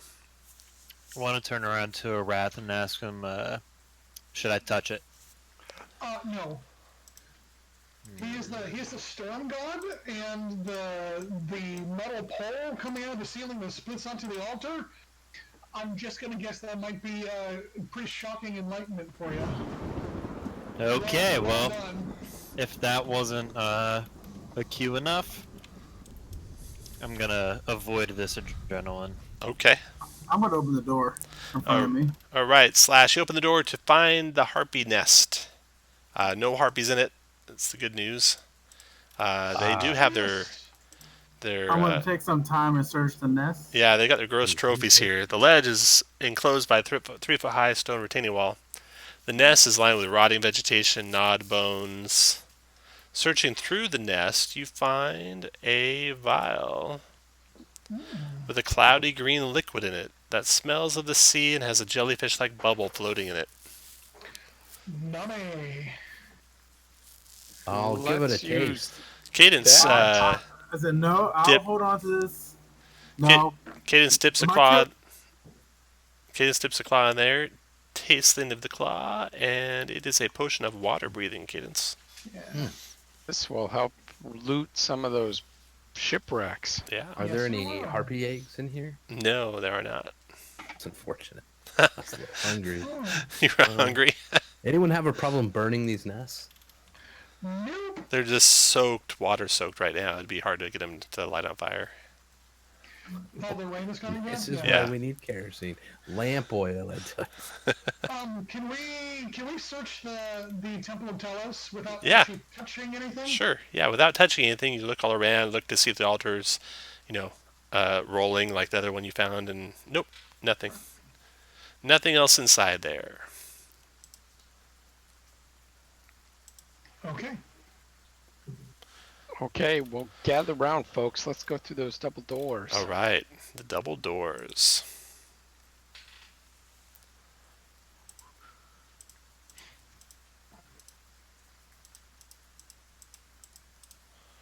Reveals the base of the tower that rises above. A circular staircase goes around the outside. Oops, that's the wrong one. A spiral staircase with an ornate stone railing climbs up the inside wall of this round stone tower. Each staircase landing is 20 feet higher than the one below it. So if we zoom out, you can see there's a door up there. Mm-hmm. Right over here. So that's the first line, 20 feet above with the door up there. And then it looks like it continues up to the roof, and you can see the pulsing green light. So that's 40 feet above. And then there's Jolly, fly up there and see what's up there. all right. Jolly flies on up, circles around, comes to the beacon on top. This is what he sees. And inside that beacon, well, first let's see, he went by 6. Yeah, and then 9. The pinnacle of the lighthouse beacon is open to the elements and surrounded by a narrow walkway topped by an iron railing. 3 open archways allow the beacon's pulsating green light to spill westward over the sea. The light is so bright that Jolly has to look away or be blinded. The light originates from a 10 times enlarged beating heart, which floats in the air 5 feet off the floor. Is this drawing the ships to wreck then? Seems that way. It's like the I worst think we lighthouse wanna- ever made. Wreck With this a bet. I went to the door. Yeah, let's check this door here. Bum, bum, bum. On the ground floor. Everyone put you guys where you want to be. When Slash opens the door and gets ready to step through. I'll put him right So there. we were just upstairs, right? Looking at that. No. Jolly No, was. that was Jolly. Jolly was. Just Jolly. Jolly just circled up there. Yep. So take up your positions where you want to be, and this is what you see up there, Slash.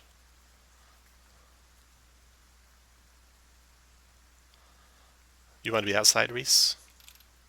No, I want to be in the. I thought I was climbing the ladder to the Oh, next okay. floor. You're climbing up to the next floor? I guess you'd probably be like there, maybe? Okay, well, put me where I can be. Where you get to? Okay. I'm a little confused, I suppose. So you're on the ground floor and you just started climbing up the stairs. Oh, Jolly, okay. Jolly had flown up these stairs. You just started climbing up. The base of them's right there. You were going up and around. Arath is down on the ground. Dan's on the ground. Slash is on the ground. Cadence is at the door. Slash opens the door into this chamber, and he sees a figure to his right. And the chamber...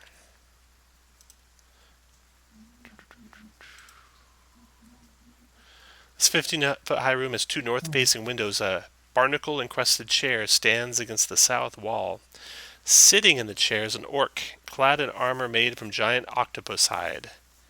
Resting in his lap is an opalescent conch. All right, so Oh, roll I think I found. roll initiative, everyone.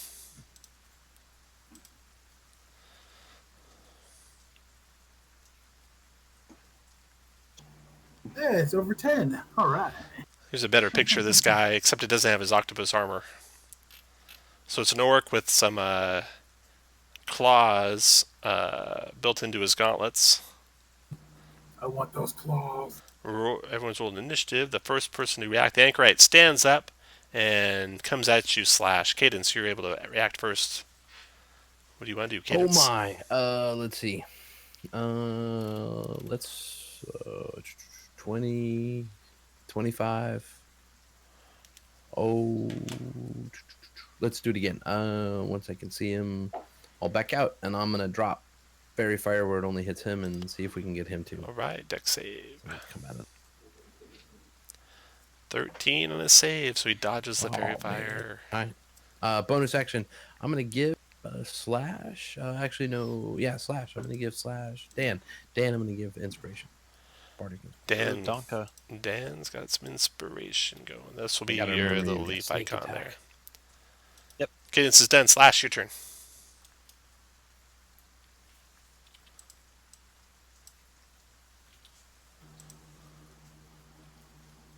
I'm gonna stand right in the door with my warhammer ready. When I see him, whack him. All right, ready with the Warhammer. Anchorite's turn. He will... Holy mackerel. 1, 2, 3. He begins to cast a spell. None of you can counter it, I'm afraid. And lightning crashes through the tower, hitting Slash and Dan and Arath. Yep. We lined up nicely. Yeah, this is going to be ugly. Let's see, what level spell does he cast lightning at? Holy Jesus! Well, sorry, Wrath. Let's definitely use your inspiration on this saving throw. Here comes the lightning bolts. This is at 5th level.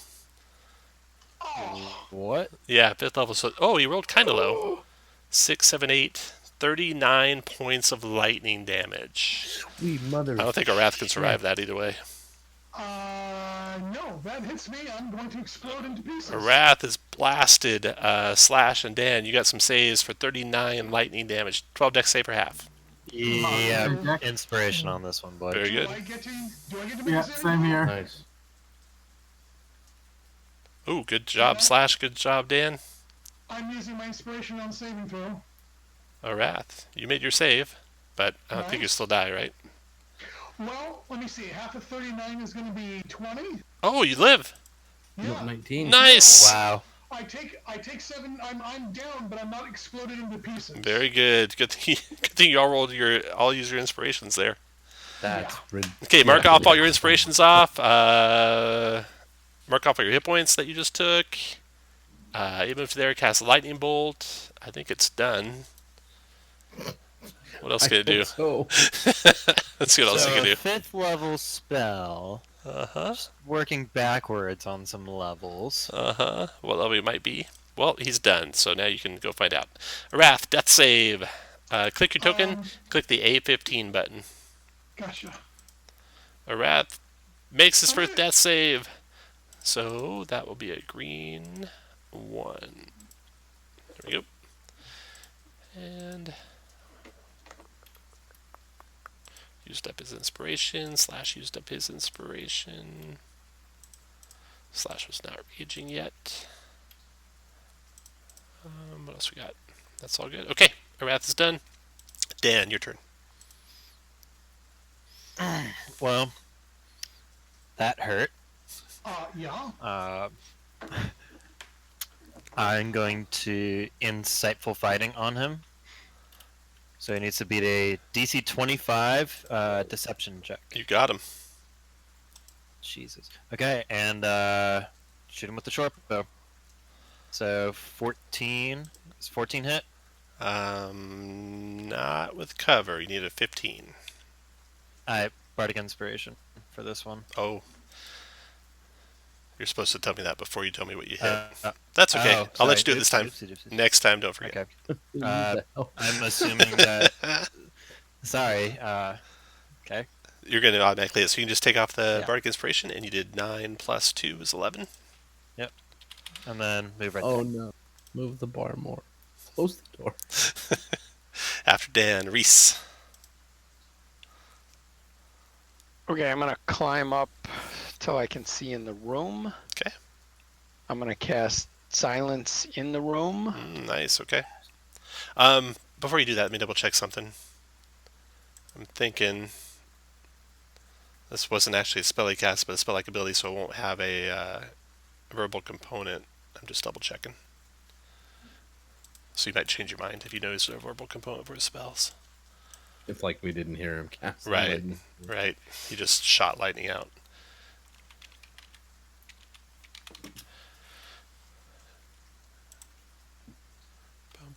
Innate spell castings. It can innately cast flying spells requiring no material components. So light bolt might still have a verbal. So yeah, that should work, you hope.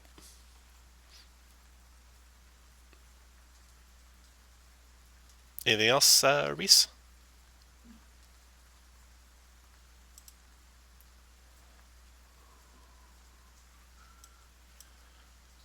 Holy mackerel. I need to turn down the color on that thing. So if you do it in the back corner of the room, you basically get him and not you guys. Is that what you want?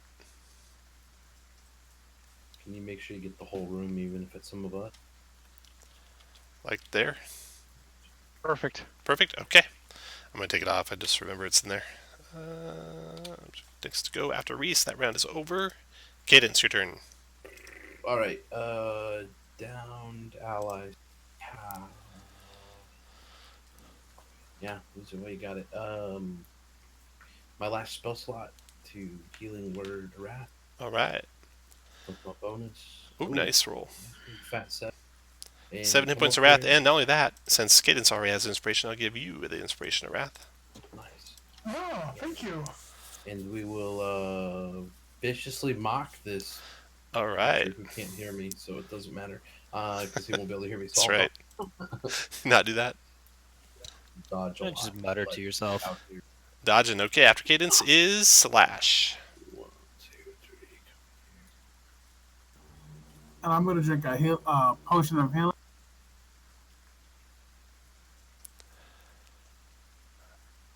And then finish him where you want, and then it's his turn.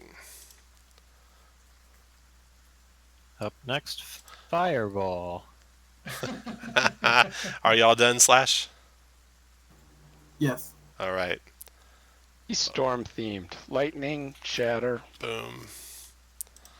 Did gust of wind. He goes to there and does a Thunder Wave spell, hitting Reese and Dan and Arath. Wrath. Does You should be at that use a 7 hit points. Oh, it would, wouldn't it? So he'll keep That moving. is still in his silence area. Yeah, he'll keep moving until he's out. Oh, There. Slash, no. There what you go. happened? Will we do Slash and Arath or Dan and Reese? Wrath is still laying on the floor. Bring it on. Okay. 1 through 3 is going north. He's going north. Here comes Dan Oh, and boy. Reese. You guys get a Thunder Wave. 9 points of thunder damage. 12 con save for down. half. Con save. Con save for half. So you took 12, Reese. You are also... Well, you're not pushed, so there's nowhere to go. Okay. He's done. Next to go is... Arath. Starting out prone, Arath. What do you want to do? I can cast from down here, can I not? Sure. Okay, I'm going to drop a cloud of daggers in the 5-foot space that the anchorite is in. Okay. So, cast that. I don't have a cloud of daggers, but I'm going to use a spell target here for your daggers. There we go. There we go. Alright, so if you start your turn or enter your turn, you're going to take some damage in that 5-foot cube. I'll have you click the button every time someone does that. So be ready. Excellent. I will be. And then I cannot remember. Does standing draw an opportunity attack? It does not, no. Okay. Yeah, I'll stand up so I can use dex and all that, but yeah, that's it. After I'm not Wrath gonna is do anymore. Dan. Dan, death save. Yeah. What, just con or? Click your Which button is it? token A? and then click the A14 button. There's one fail. One fail. So put a 1 on that red. Dan is done. Reese, your turn. Here, Dan, take this. Oh, and it's going to be max, isn't it, Reese? Oh, thank you. Yeah, you're right. Thanks for knowing my character better than I do. I try. So what, 11? 11. Yeah, 11 back, Dan. Put the prone marker on you guys so you don't forget your prone when your turn Yep. comes up. Reese is done. You also normally drop what's in your hand, so you'll have to make sure you pick that up too. Rounds over. Next to go is Cadence. Yikes. Yeah, I'll viciously mock him. Okay. Not very convincingly. He gets wisdom save. Oh, you got him. He's got disadvantage on the next attack. He took 1 point in psychic. Alright, after Cadence, Slash. Question: what if I reckless attack? Can I still use Divine Fury? Yes. Reckless is free. So click your Reckless button. That's how I'll know if you're doing Reckless or not. And then click your attack, and then click your Divine Fury. Okay, I'm going to rage as a bonus action. Yeah, I just have something. Okay. Alright.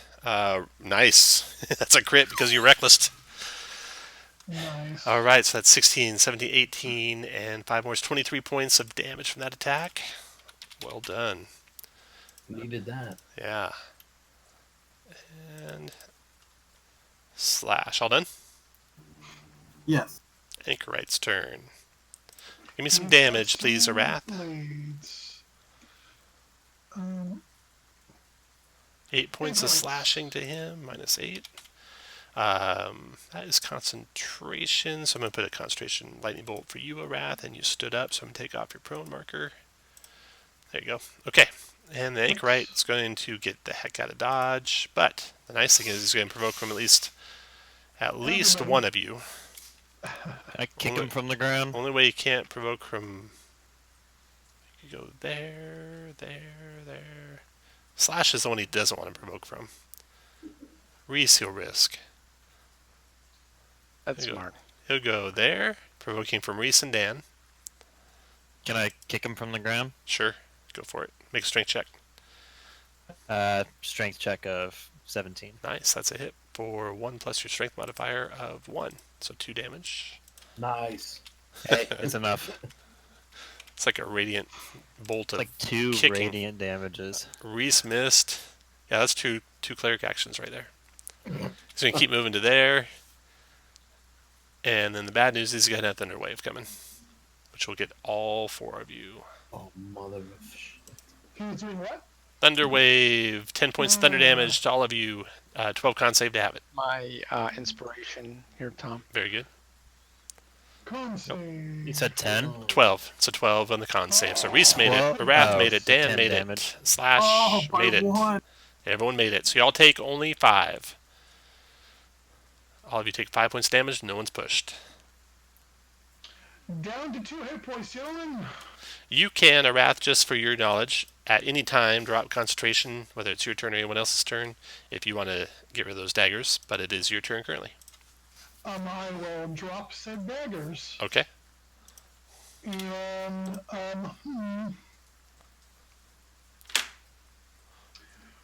I will drop them on him again. All right.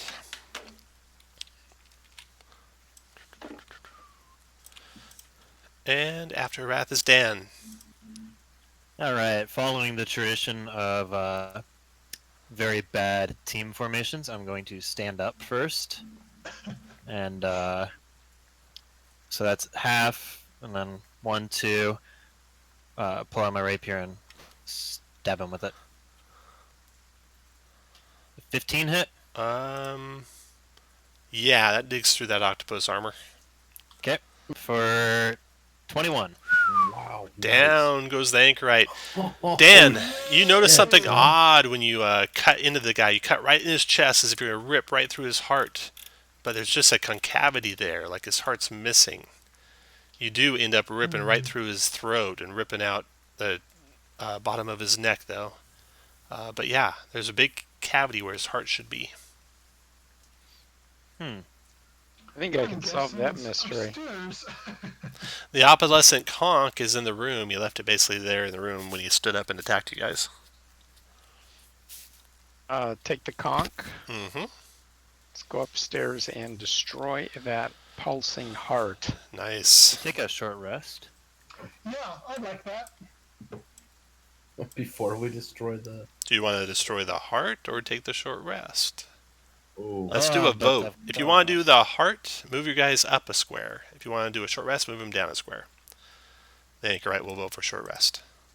well, the thing is, if a bad thing comes out of the heart, we're in no shape to fight it. Yeah, I guess you're right.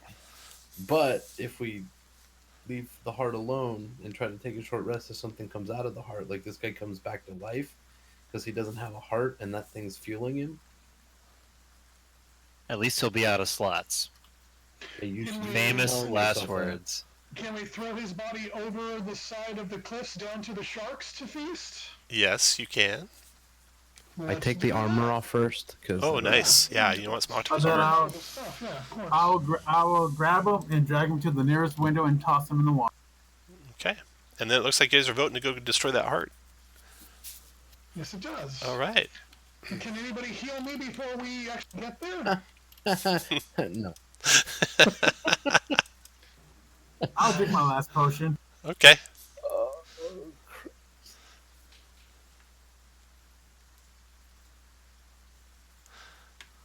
Man, you guys are just sucking down gold with those potions. These are their free ones. Get a Oh. free one. I'm gonna drink that. I forgot about a free one. Yeah, you get one free one. Oh, chug a lug. I didn't know we had a free one. I just bought 2. Yep, one Now you have of those three. could have been your free ones. Did I've they already taste used my slightly free different? ones. Free ones like they're cheap here. Oh yes. All right. Then once you're done that, move your guys over to the beacon, where you want to be when you go after that heart. That's That will super be blindingly way bright. down here.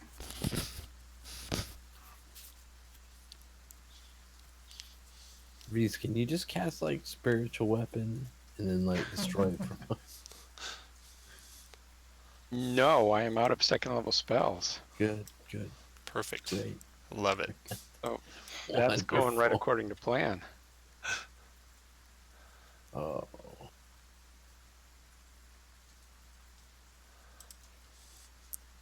Oops, that's the shipwrecks. Okay, here we go. Beacon.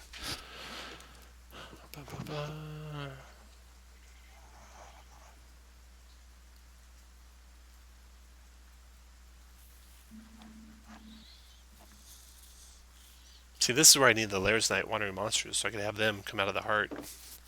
oh, that'd be awesome. I know. I don't think they're out yet, though. No, they're not. I Yeah, looked. Okay. This is kind of anticlimactic, but the heart doesn't have any attacks or anything it can do against you. So you were able to stab at it and cut at it and slash at it and bash it with your warhammers and everything else. When you reduce it to 0 hit points, the light goes out as it implodes and is destroyed. Yay! And yeah, Pray for good overthinking. job doing that. Because if you hadn't done that, you know who would have come back. What? Yeah. That heart thing was kind of the giveaway. 2 lightning bolts a day is good, I think. It's a good thing you only had that. That's one Back of to the this short last dude. That's a lot of damage, a level 5 lightning bolt. Yep. And 3 of you lined up for it. Ouch. Killed my character 3 times over. It's a good thing you weren't there.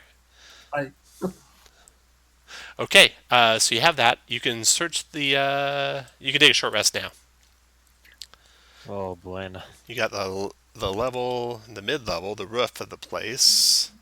And you got all the boats down below. You got the conch, so you can take that back to the elf. And then the crab will get you something out of the boats. And then you can decide if you want to get anything else out of the boats. So the level with the mid-level of the place, the roof of the place. From that vantage point, you can see the shattered mass of 5 shipwrecks west of the lighthouse. Enclosing the rooftop is a 1-foot-high stone wall with a 2-foot-high iron railing atop it. A similar railing circles the walkway of the lighthouse beacon, which is 20 feet above. A 10-foot-tall wrought iron lightning rod reaches toward the sky. Directly above the temple, correct? Yeah, approximately, that's probably right, yeah. I'd like to ritually cast Detect Magic if we have the time and look Sure. around in here and see what we see. Sure, yeah, you should have the time. Let's see here. I never told you about your key. You would have identified that. That key is a common magic item called a mystery key. Oh, cool. Roll d20. On a 20, it unlocks a lock it is inserted in, then disappears. So you can try it in every lock until you open one. So that's that item. And then, let's see here. You have the potion of water breathing. And I think that's it so far. Yeah, that's it so far.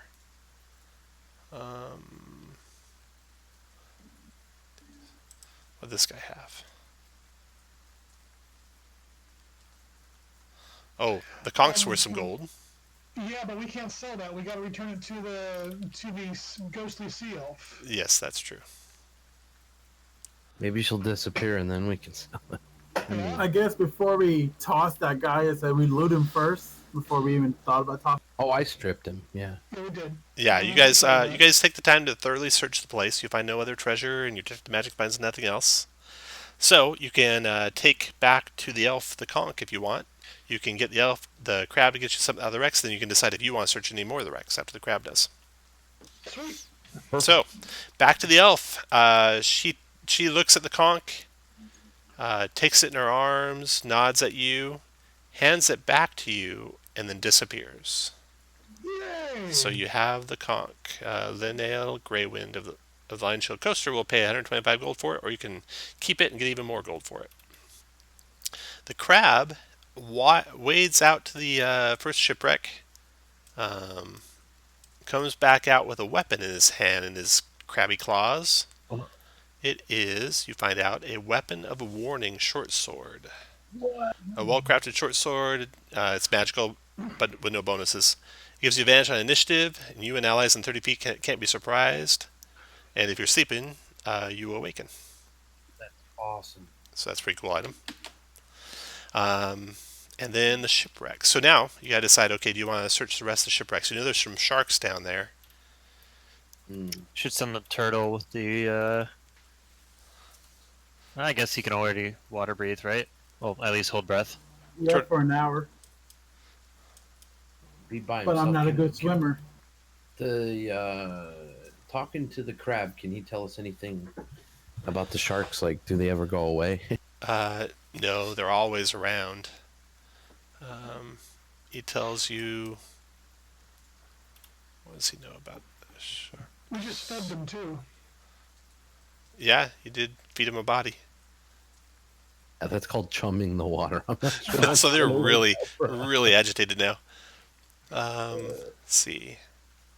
Could There's try and sh- distract him tells with a wand of pyrotechnics I have. Yeah.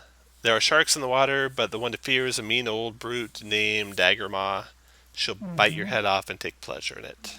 There's 5 shipwrecks. There might be more treasure in there if you search yourselves. Which one did the crab search? Well, he didn't search any of them. He just grabbed a magic sword he knew about in one of them, and it was in... let's see here.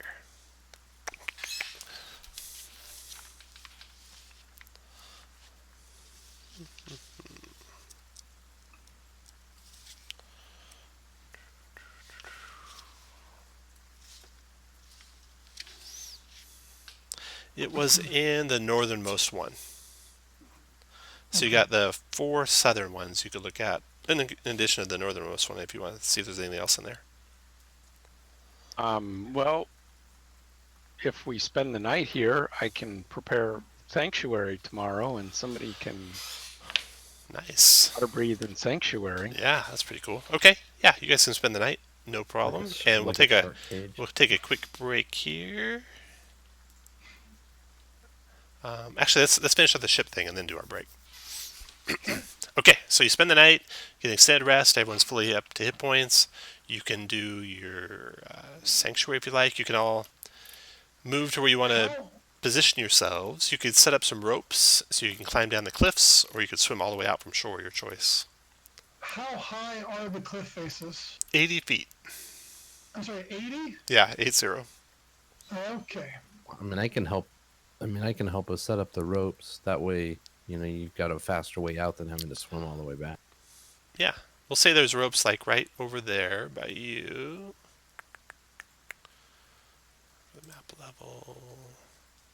Freehand. I'm going to draw some bitchin' ropes here. So bitchin' freehand. Right? Yeah. Like circled around the building. And then down.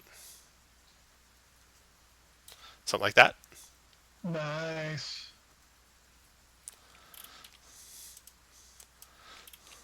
That could also be Put some bitchin' ropes over here as well. Could be like a medical diagram I just drew. All right, so you had 2 sets of ropes going down. You probably don't have that much ropes amongst you, but we'll say you did. My token's all crooked. Uh-oh. If you grab the little point on the top, you can move them. Or it would have been on the left side when I just did that. All right, so who wants to go in the water? Whoever does, put your guy down there. You gonna do a sanctuary on him, Reese? Are you going? We just sending the turtle, or 2 of us going down? Probably better just send the one that can breathe water. Maybe worst case, we can haul him up with the ropes here, and if we find old Shark Tooth, then maybe we can kill Shark Tooth and then have a run of the You can even tie ropes around him so you can pull him back up if you want. Yeah, let's do that. Okay. Who's drinking the potion of water breathing? I look because I'm a turtle, huh? You can hold your breath for an hour. You don't need it. It's just racist. Just because he's a turtle doesn't mean he can hold his breath for an hour. Hold breath. 1 hour. All right, you got me. Wow, I can't. Who's the next best fighter? Just you. Yeah, but I've got the least amount of hit points. I don't know. I've only got 15. Oh, okay. Well, 13 at the moment. All right, so is Slash going in alone? Is he going in with the Sanctuary? Yeah, I'll give him inspiration. Someone want to put guidance on him, too? The sad part about Sanctuary is it only lasts 1 minute. Yeah, that is kind of sad. Yeah. So you'll inspire him, so we have Bardic Inspiration going. He can turtle defense, too. Yeah. You guys can just... I'm going to do that. While you guys are tied up, tie me up, I'm going to go in my shell for more defense. Just drop him in and plop. Skirp. All right. So yeah, you drop him in there in turtle shell form.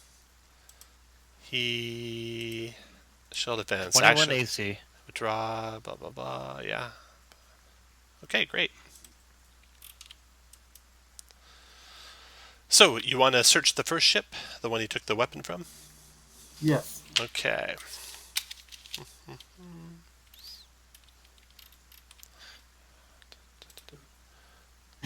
While they're doing that, can I run up to the top of the lighthouse to kind of investigate the waters to give like maybe a heads up for whatever's coming? You can, or you can stay here and do the same thing, and then you could actually have a shorter range shot if you want. Sure. Okay, so the first shipwreck. Fish have picked clean the skeletal remains which are there, which lie scattered throughout the doomed vessel. You can make a perception check to search the inside of the shipwreck. And make a stealth check to see if any sharks heard you. You're good. Okay, you don't find anything after searching for a little bit. You want to keep searching or go to the next one? I'll keep searching a little bit more. Okay, try again. Try another search check. Right.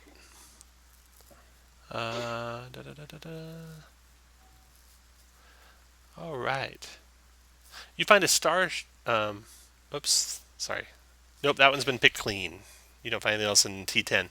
So you make your way over to T11. Or the next ship over. You don't see the numbers. Make a stealth check. See if any sharks see you.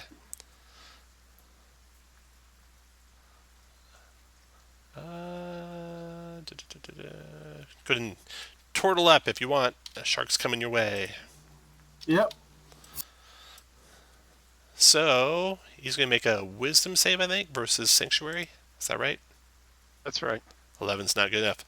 He kind of sniffs you and then kind of swims away. That is amazing. Then you search this ship. You find here a locked chest. Use the key. A starfish clinging to a locked chest filled... well, you don't know what it's filled with. Okay. You want to try and find a key, use the mystery key, or do you want to try and pick it, or what do you want to do? I say I'll burn it up, and you can try using the mystery key. Okay, roll d20 and try roll a 20. Just roll a straight d20. / roll d20. Okay, the key doesn't work on this chest. Do you want to look around? You want to look around the ship to see if you can find a key? Does our rogue have any thieves' tools? Well, he's not down there. Do, but not there. You want to have him pull you back up, or you want to look for... Yeah, I'm going to tug on the rope. Okay. So you pull the turtle out of the water. He comes back up. He says, well, there's a locked chest in that one. I didn't find a key. I didn't look very hard yet, though. And there's 3 more to go. Maybe we should check all of them and see if there's a key in there. Have him grab the chest and then pull him in the chest up?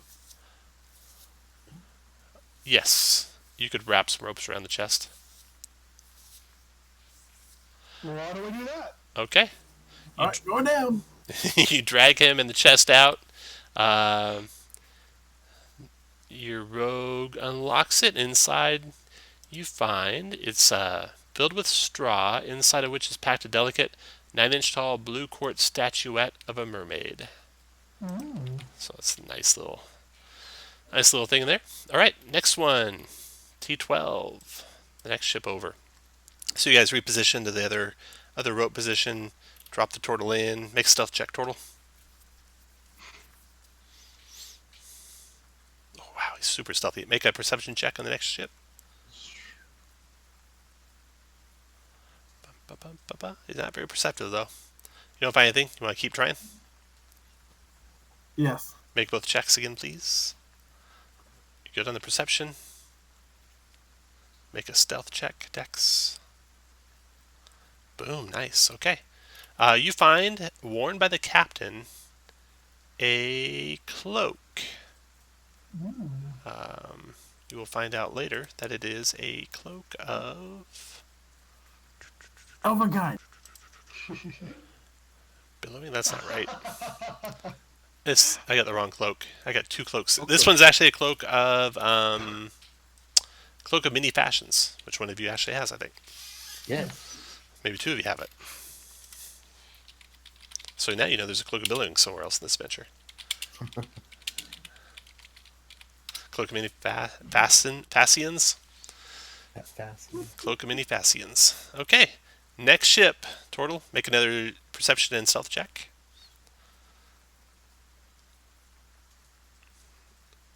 All right.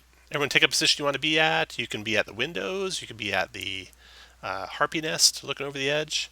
As you see a shark zeroing in on the turtle. Go to my show. He's right here. Turtle goes in the shell and roll initiative. Shark got a 9. Slash got a 13.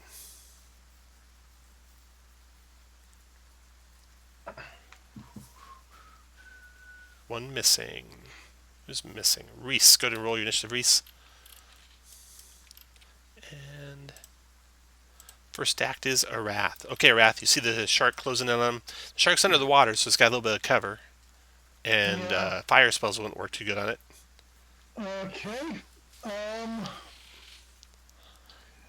Yeah. I don't really have any other. Oh, yes, I do. Hold on a minute. All right, fire will work, just not as good. So you can roll a fire attack if you want.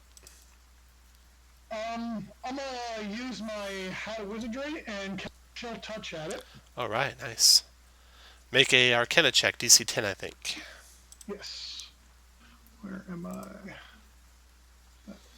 That's my Arcana. Arcana, yep. All right, no problem. Chill touch is a D8, I believe. Roll D8 for me. Yeah, I think I have to make an attack roll, don't I? You do, yeah. So click your Yeah. click your firebolt spell, Okay, that'll work. Yeah. and then we'll re-roll the damage. Firebolt. That's a That'll hit. Then roll D8 for me. Is a D8. 7, nice, and slows down the shark a little bit. Wrath is done. Slash. You can start the turn in your shell or out of your shell, your choice. And then what do you want to do? I'm gonna stay in my shell. You can start your turn in your shell. Yes. Okay, and then do nothing but be defensive. I don't even know if you can. No, only action I can make is a bonus action to get out of my shell. Alrighty. Okay, Slash is done. Turtle it up. Cadence, your turn. I'm gonna make fun of it. Vicious mockery on the shark. You're a little out of range for the vicious mockery. It's 80 feet down to the water. Oh, it's 80 feet down. I'm and sorry. It's about 10 feet underwater too. Oh hell! Let's see if he likes jokes. I don't like jokes. Wait, that may not work. You can click it. I'm pretty sure it doesn't. You'll see when you click it what it does. I think it's got to have intelligence. Yeah. Or else it's immune. It could be a smart shark. Could be the talking shark. Dagger Maw. Yeah, it's a talking shark. Well, shit. There is nothing I can do. I will. And that range No, sucks. it's a street shark. You know, hell, I'll cast Dissonant Whispers. Nice. Okay, go for it. Yeah, just do all the things. Oh, Alright. good fat damage on his face. It's only 60-foot range on that too. Yep. Yeah, he's way down there. All right, I will. You never thought you need a Stop. bow or a crossbow? Well, I need to go to the store. Yeah. That's the problem. Maybe throw a Need better rock at him. armor, too. Maybe throw a rock at him. I doubt I can throw this Dan, your turn. into the water. I'm gonna try out my wand of pyrotechnics. All right. I know it won't like get like above like on the surface, but like at least above it, and then it makes a crackling noise. All right, good. Just to try and like spook it away. All right. Click that. Okay, one charge. Create harmless burst of multicolored light to the point you see in 60 feet, accompanied by a crackling noise that goes through by as a torch lasts a second. Cool. Okay. After Dan, Reese, your turn.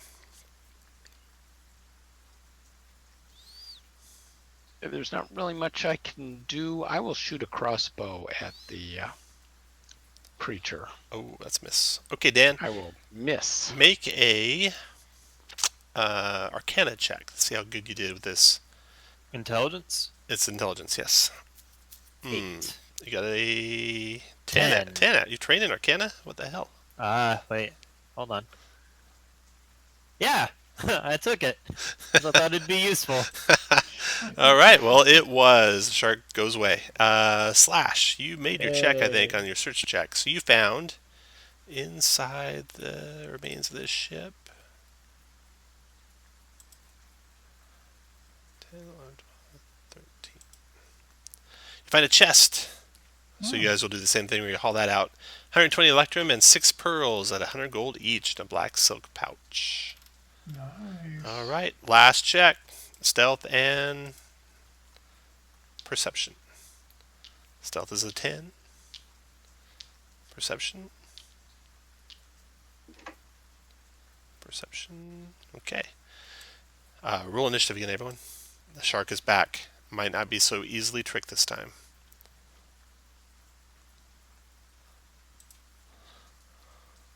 And it rolled really high. Okay, Turtle. You turtle up, right? Yes, I did. It goes to bite. Are you at full hit points right now? Yes. That's good. That's a miss. Wow. Shark is done. Cadence, your turn. Yeah, is he still 80 feet down? Yep. I 90 actually.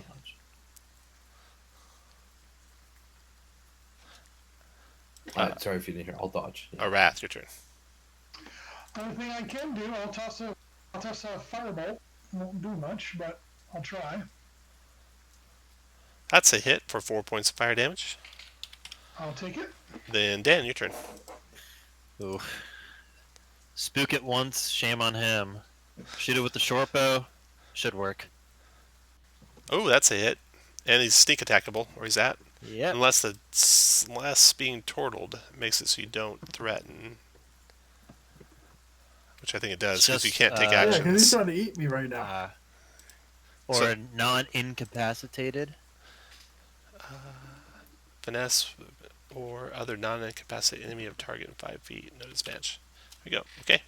We'll do the extra 7. We'll give you the benefit of the Okay. doubt. Anything else, Dan? Bonus action insightful fighting on it. Okay. DC 20 deception check. Is there a range on that? It's anything you can see, isn't it? Wow. Okay. Yeah. The shark's pretty insightful. Oh my god. Wow. It's deception. So charisma. It's charisma? No. I think it's your deception versus his insight, right? Oh, it is versus No, deception. it's my insight versus deception. This is a really tricky shark. Just watch. Okay. If you want to take the previous one, if the modifier's the same. No, you're fine. Oh, it's I minus 3. always make you reroll. 'Kay. Slash, your turn. I'm going to stay in my shell and pray. Reese, your turn.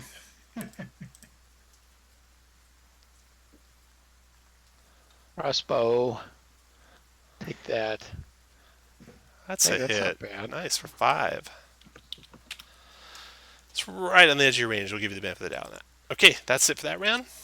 No blood in the water except for shark blood. So the shark's biting the turtle. 21. The turtle shell's just holding, I think, or is that what he needed? It's an AC of 21. I think it is. Yes. So you hear the cracking of the turtle shell down there below the water. 14 points of piercing slash. And now there is blood in the water. Shark's done. Cadence, your turn. I'm gonna try to start hauling the rope in to get the turtle back. Okay. This is like the scene from Jaws where the shark's got the big air canister in its mouth, chomping down on it. You're dragging the shark back up. He's holding on to slash. Another shark's coming fast up around the boat.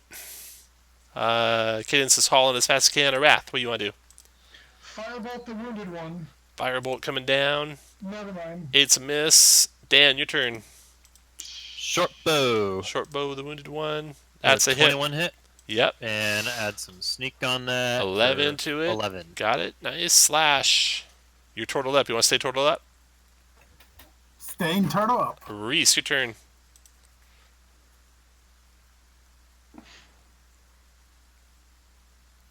Reese nails it with the crossbow shot for 11 points. Kills the shark. Good job, Reese. That's into that I round. didn't see that coming. No one did. Initiative on the next shark. Oh, we got 3. You got a chance. Descending. Cadence, your turn. I'm pulling. Pull them on out of there. Okay, and let's see, what did you get for your perception check before that attack happened? That was a 8, it looks like. Okay, so you did not see if there's any more treasure in that boat. You could wait till the sharks die down and try again, though. All right. Let me just catch my breath. Okay, you guys wait till there's no signs of sharks around. You head down there, you find another chest, and you pull it out like before. And inside that one, you find a wand of twisted wood with an arcane symbol on the end and a leather-bound book.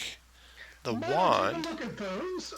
The wand turns out to be a wand of secrets, Cool. and the leather-bound book is a spell book. Yes. All right, now it'll be break time. So break until, let's see, it's 28 after, so we'll have to go to 35 after. Break till X35. Then hopefully we'll have time for one more area. Oh, yeah.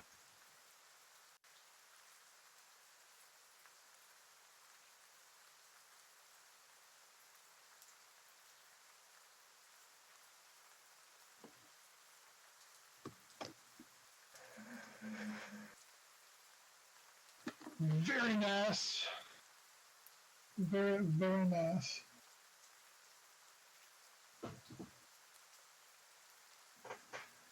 Let's see.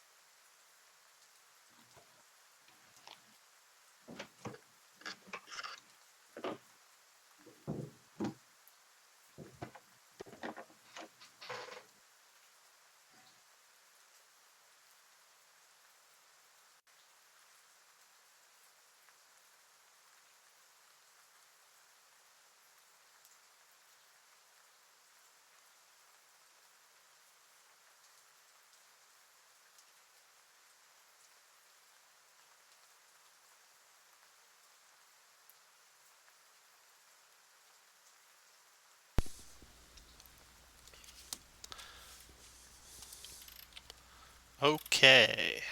You guys make your way back to Phandalin, I assume, where you're going to pick up the supplies for the logging camp and or go to the miner.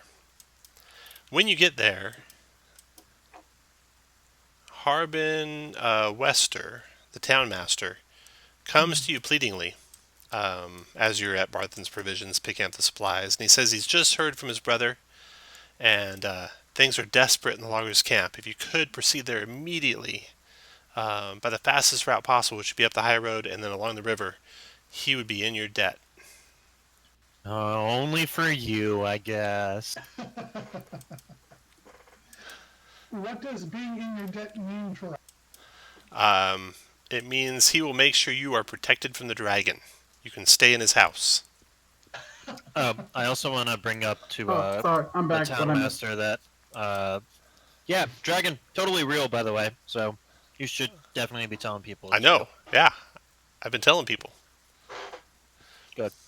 All right. So if you guys take him up on his offer, you head north up the high road as fast as you can to the loggers' camp. Cadence is gonna pay the cost of studded leather armor to have that octopus armor repaired. Nice. Nice. And buy a ranged weapon. I just gotta check proficiency. Okay. So did we level up? on that guy, was his claws a edgeable weapon or is it just? Nope, they weren't any specific weapon, no.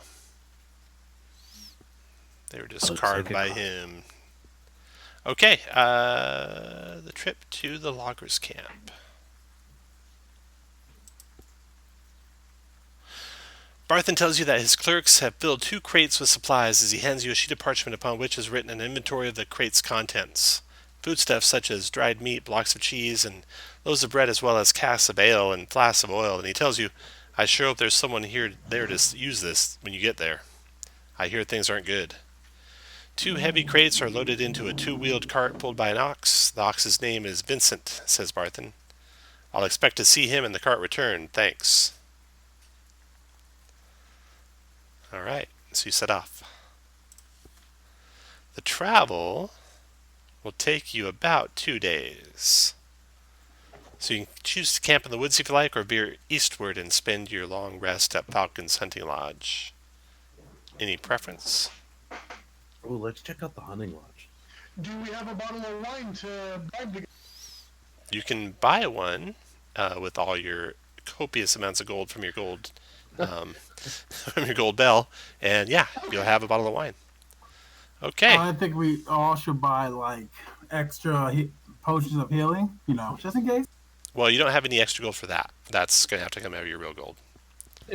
It's just just for opulence. It's just for opulence and sending to family and having thieves steal it and paying taxes and getting your armor repaired and stuff like that. Gambling, yep. That's what that gold's for. Okay, so Falcon's Hunting Lodge. Take you there first. You arrive there very, very, very late in the day.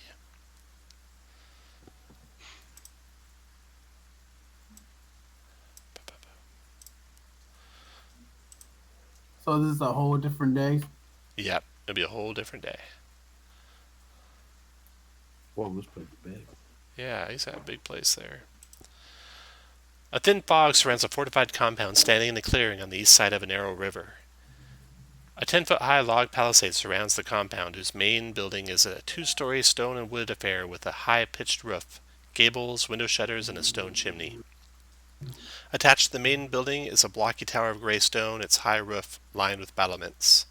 Other structures include a 2-story stable house and a gatehouse whose flat roof is enclosed by iron railings. You guys arrive at the bridge over here. A stone bridge spans the river, ending before an oaken door set into the gatehouse's outer wall. Mounted next to the door is a bell and a short rope hanging from a clapper. Bling, bling, bling, bling. After a short wait after you ring the bell, a man opens up the door. He is an elderly, world-weary cook. You can tell by his apron and food stains. And he says, Are you here to see Falcon? Yes. Okay, I am Corwin. Come with me. He leads you across the north yard here and into the building here. Actually, he's going to come into the north door over here and into the main hall. And in the main hall, you meet. Well, first, the main hall. The second story trophy gallery opens up above an oak dining table surrounded by tall back chairs on the main floor. Two iron chandeliers hang from the high rafters, and standing here in the room, or seated in the room, waiting for lunch, is Falcon, or dinner is Falcon. Hey, well met, Falcon. He is. Leads him to the dining trophy hall. He says, he introduces you all. He had taken your names before. And, I like the sideburns. yeah. Falcon stands up, says, please come inside. Sit down. We're cooking dinner just as we speak. Did you bring anything for me? Wow. Give him the We wine. have this fine vintage. Oh, yes. We will open this tonight. Please have a seat. I've seen more orcs in these woods of late. Ugly brutes. You didn't run across any on the trip here, did you? No. Well, be on the lookout. They appear to be in league with some sort of evil half-orcs that dwell southeast of here. I've seen the company of little stick creatures creeping around the woods. Be careful in your trip. The half-orcs dwell in a ruined stone mansion overgrown with vines, roughly 10 miles from here. Tales say that the mansion was built by a scholar who studied the elven ruins scattered throughout these woods. If you find your way there and are able to clear the place of these evil half-orcs, I have a pair of boots. Boots of elven kind that I'd be able to gladly part with Ooh. if you're interested. There happen to be any elven ruins nearby? No. Well, none that I know too well about. Okay. So he talks to you guys as you're off all night long, and you guys sleep, rest peacefully, and get up the next morning. You can proceed on to the loggers' camp. And you're welcome back, he says, anytime, especially if you have more wine like this. And indeed, if you travel southeast to the woodland manse, the boots of elvenkind will be yours. But that will be for another time, because this time you're going to the loggers' camp. We sure are. So I moved you to the loggers' camp. And I gotta grab you guys.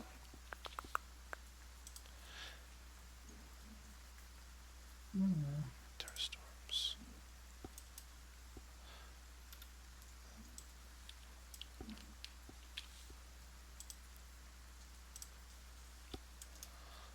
All right.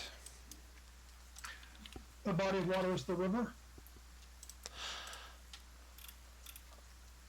Yeah, that's the river to the north. On the way there to the camp, about 60 feet ahead of you, a wild boar stands in a small clearing. You haven't quite reached the camp yet when this happens. The boar glares at you suspiciously. Who's got animal handling? Here, Bori. Maybe he talks like We the do. crowd. Another talking wild boar? Probably not, but I'll Greetings, try. boar. It darts off into the woods unless you guys want to stop it.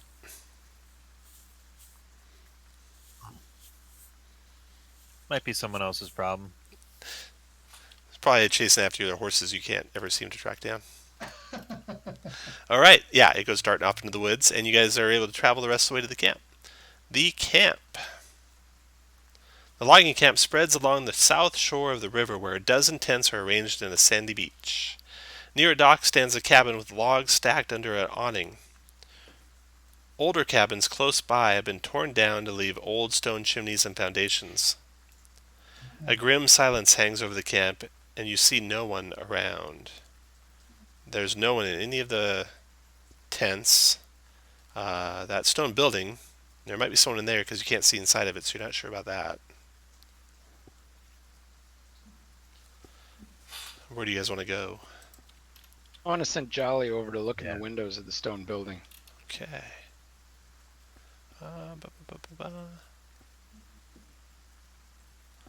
Jolly returns after peering in.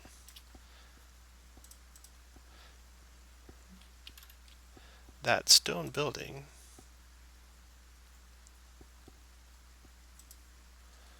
The cabin has a wooden floor and is divided into 2 rooms. The larger of the 2 is cluttered with the logging equipment, saws, leather harnesses for climbing trees, and so on. The northern room is smaller.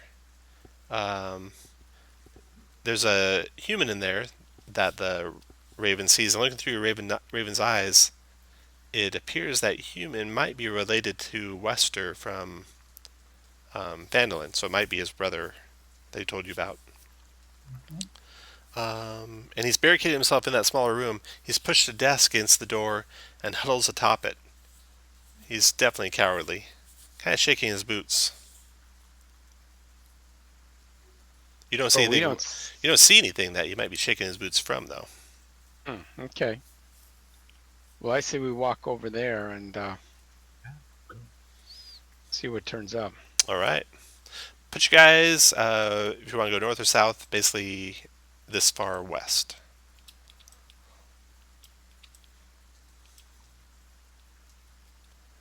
Okay, and put you guys all you want to be when the first person gets there. You're walking by this first camp to the south here. There's a dead campfire surrounded by 6 tents, each containing a bedroll and a mess kit. All right. When you guys get to here, walking towards the ruin, all of a sudden the ground shakes near you, Arath, and erupting out of it is a huge insectoid creature. Ooh. Roll initiative, everyone. Oh my.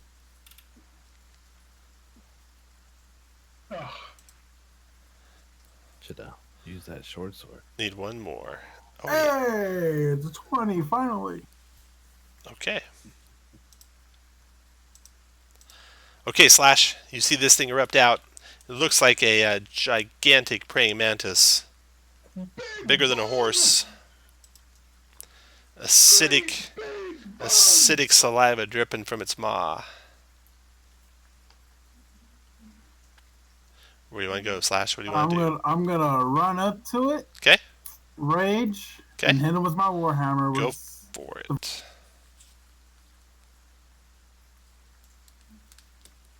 That's a hit for 6 plus 6 is 12 damage. After Slash comes Dan. I'm going to insightful fighting it. Here's its charisma check. Got to beat a 6. Dan, you got him. And I'm gonna short bow him. That's a 15 for. Whoa, what happened there? 15 for 8. 15 for 8. Got it. Cool. 15. Double checking. Yep, that hit. Minus 8. Okay. All right, Ankeg's turn. It will shoot a spray of acid 30 feet long in a line in the north. 1, 2, 3, 4, 5, 6. Hitting Cadence, Arath, and Slash for Positioning. 6 points of acid damage. 13 dex save halves it. Wow. 3d6 rolled a 6. No. Well, what's the beat? DC 13 dex save. 6 points. Arath takes 6, Slash takes 6, and Cadence takes 6. Yep. All right, it's done. Cadence, your turn.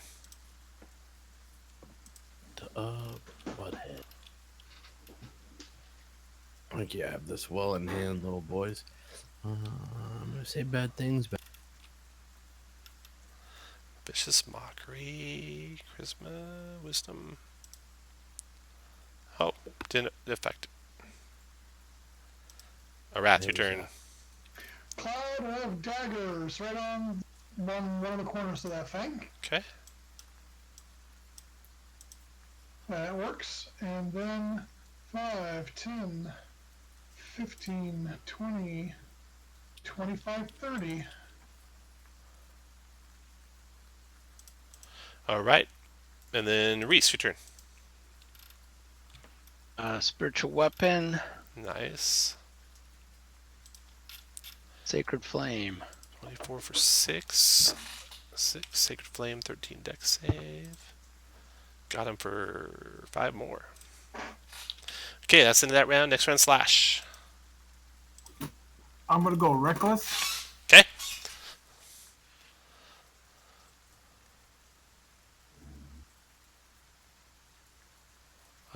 Good thing you did. 24 is a hit. And you cut it down before it can breathe another gout of acid out. Yay. All right. So, now, what do you want to do? You want to continue on to the house or no? Definitely want to continue before my minute's up. All right. Get on over there. You open up the door, and inside, you can open up the door, no problem. You know the door into the second room is going to be barricaded, but maybe he'll open it if you yell at him or something. Can we go around to the window in the back? Greetings, sir. We're here to rescue you. All right. Everyone picture your position where you'll be when Cadence goes in there to rescue him. All right. All right. He says, "Who go?" And then the ground shakes and the floor erupts. And another ANCAG comes shooting up through the ground. Roll initiative. I'm going to use my inspiration on this one. Okay. Got to beat a 19. That'll be the 19, yep. Did the ANCAG roll twice? That's awesome. Nice, Cadence. Right? I could save my life. All done? Everyone rolled? Looks good. Cadence, you're first. Yeah, I'm going to have to... Yeah, damn it. Unless I can help beat things, I'm going to have to disengage. And I will give Dan Bardic Inspiration. All right, Dan, you are inspired. Cadence is done, and Kate's turn.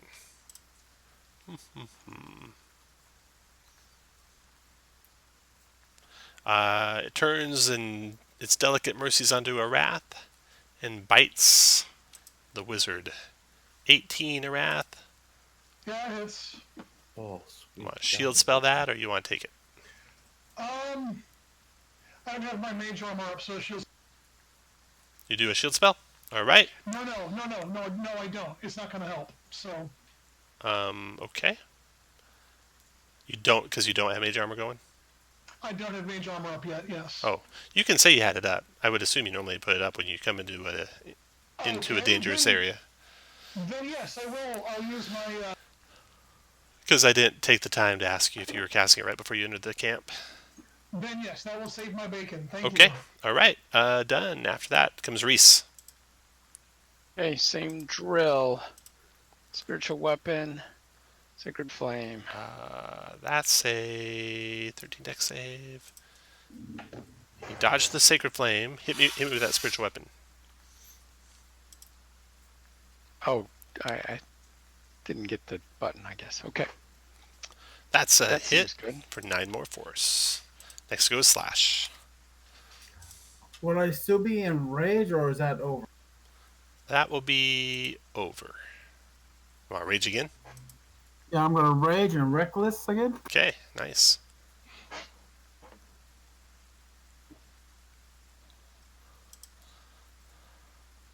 Uh, 24 for 13 and 3 is 16 damage. Nice. After you is a wrath. Arath is going to Misty Step to here and Firebolt. Unbelievable. For 1. Nice rolls. Arg. Dan, your turn. Okay, just gonna insightful fight it again. DC 15. Ooh, it's got you Okay. It's got you this time. Ah! Boom. Yeah, it doesn't matter because shortbow's gonna Hit for 14. Nice. 14. That dropped it. That'll be it. Down it goes. All See, right. it was just a distraction. Yeah. You're able to get Weston out. Or,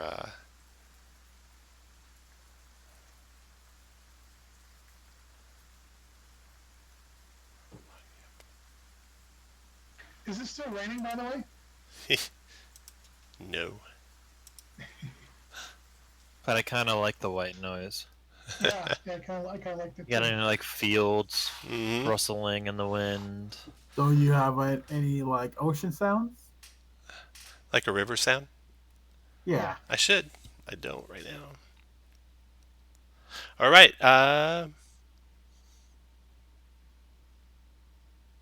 Tybor opens up the door that he's barricaded himself behind, and thanks you. He says, "We were under attack by these creatures. I think everyone else perished. I'll head back to town with you if you're heading that way." Well, we got all this food, not going anywhere, so yeah. Might as well go back. Insight check. Go for it. 14. All right. He is not a doppelganger, as far as you know. Okay. I'm double checking, make sure I didn't miss any like treasure that's here. I don't think there is any. You guys want to search the rest of the place? See if you have any treasure you can find. Can we ask him what all there's around? That's There not should be destroyed? there shouldn't be anything of any value. I mean, they were just loggers and stuff. But Oh, let's search. you want to search anyway? Okay. I'll help do so with the technique. Over here, right here, in the ruins of this place, inside the chimney. All that remains of this cabin is a ruined fireplace whose chimney is mostly collapsed and a stone foundation. Go ahead and put you guys all where you want to be when you're searching that chimney, because you find something in it. Right there. The chimney, It's yeah. 3 Nkurgs. Right there, yeah. You find a 13 tiny little androgynous stick figures What? dipped in what might be pig's blood, inscribed with tiny lightning bolt symbols, and tied together in a bundle with hair. Everyone make a religion check. Sounds like a bomb.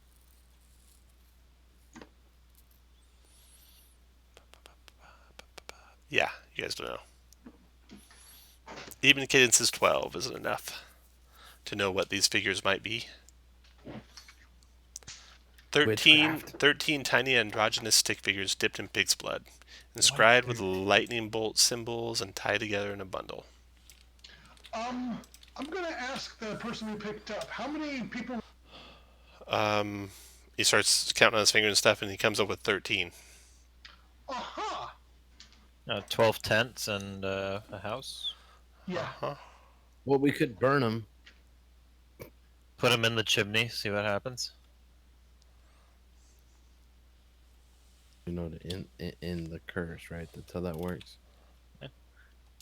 Worst case, we go to the astral plane. Hey, I left that place to join you. You gonna burn them or no?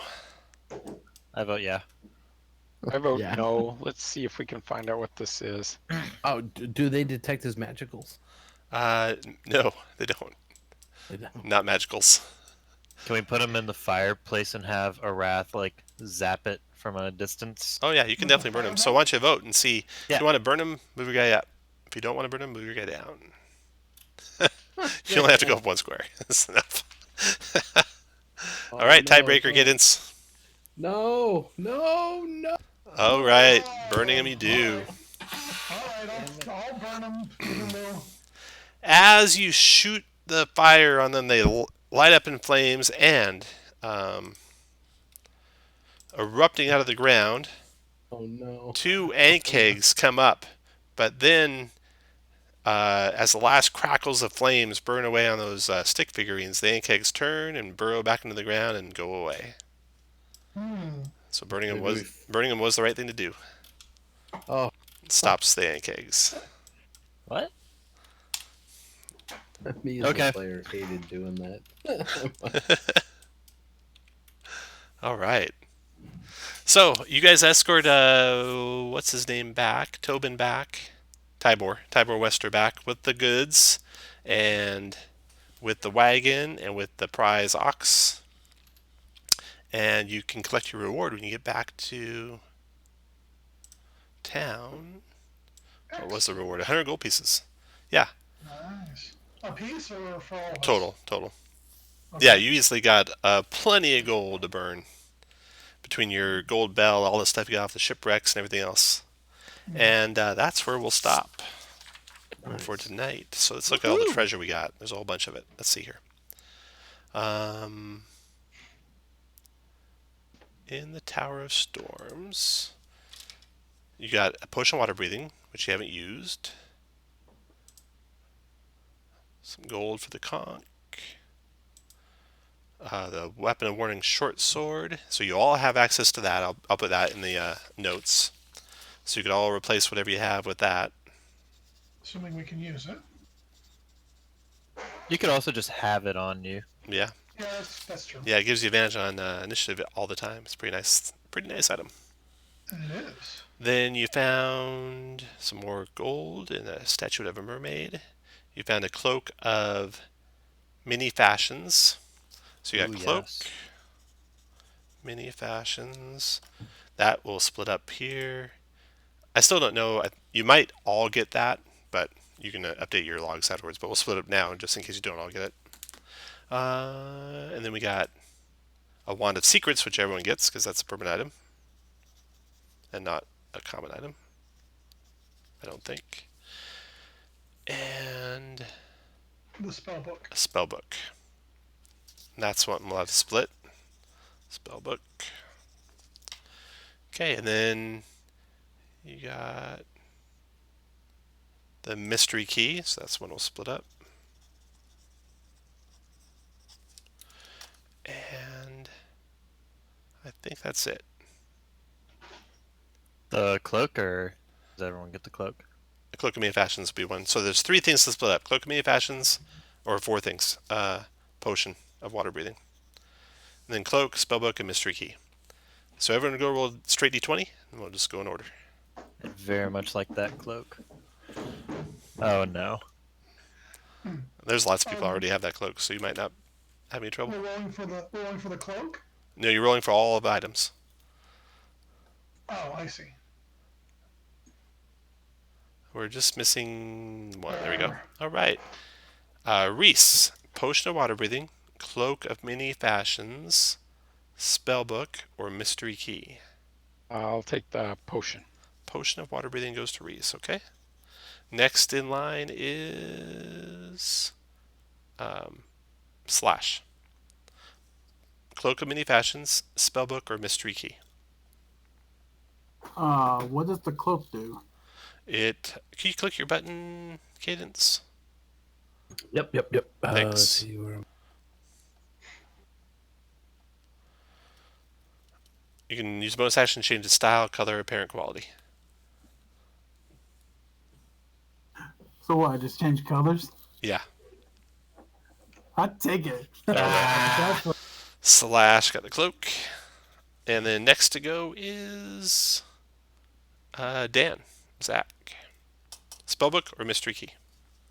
Darren, you want the spell book? Yes, I would like that. I'll Thank take you. the key. And then Darren. All right.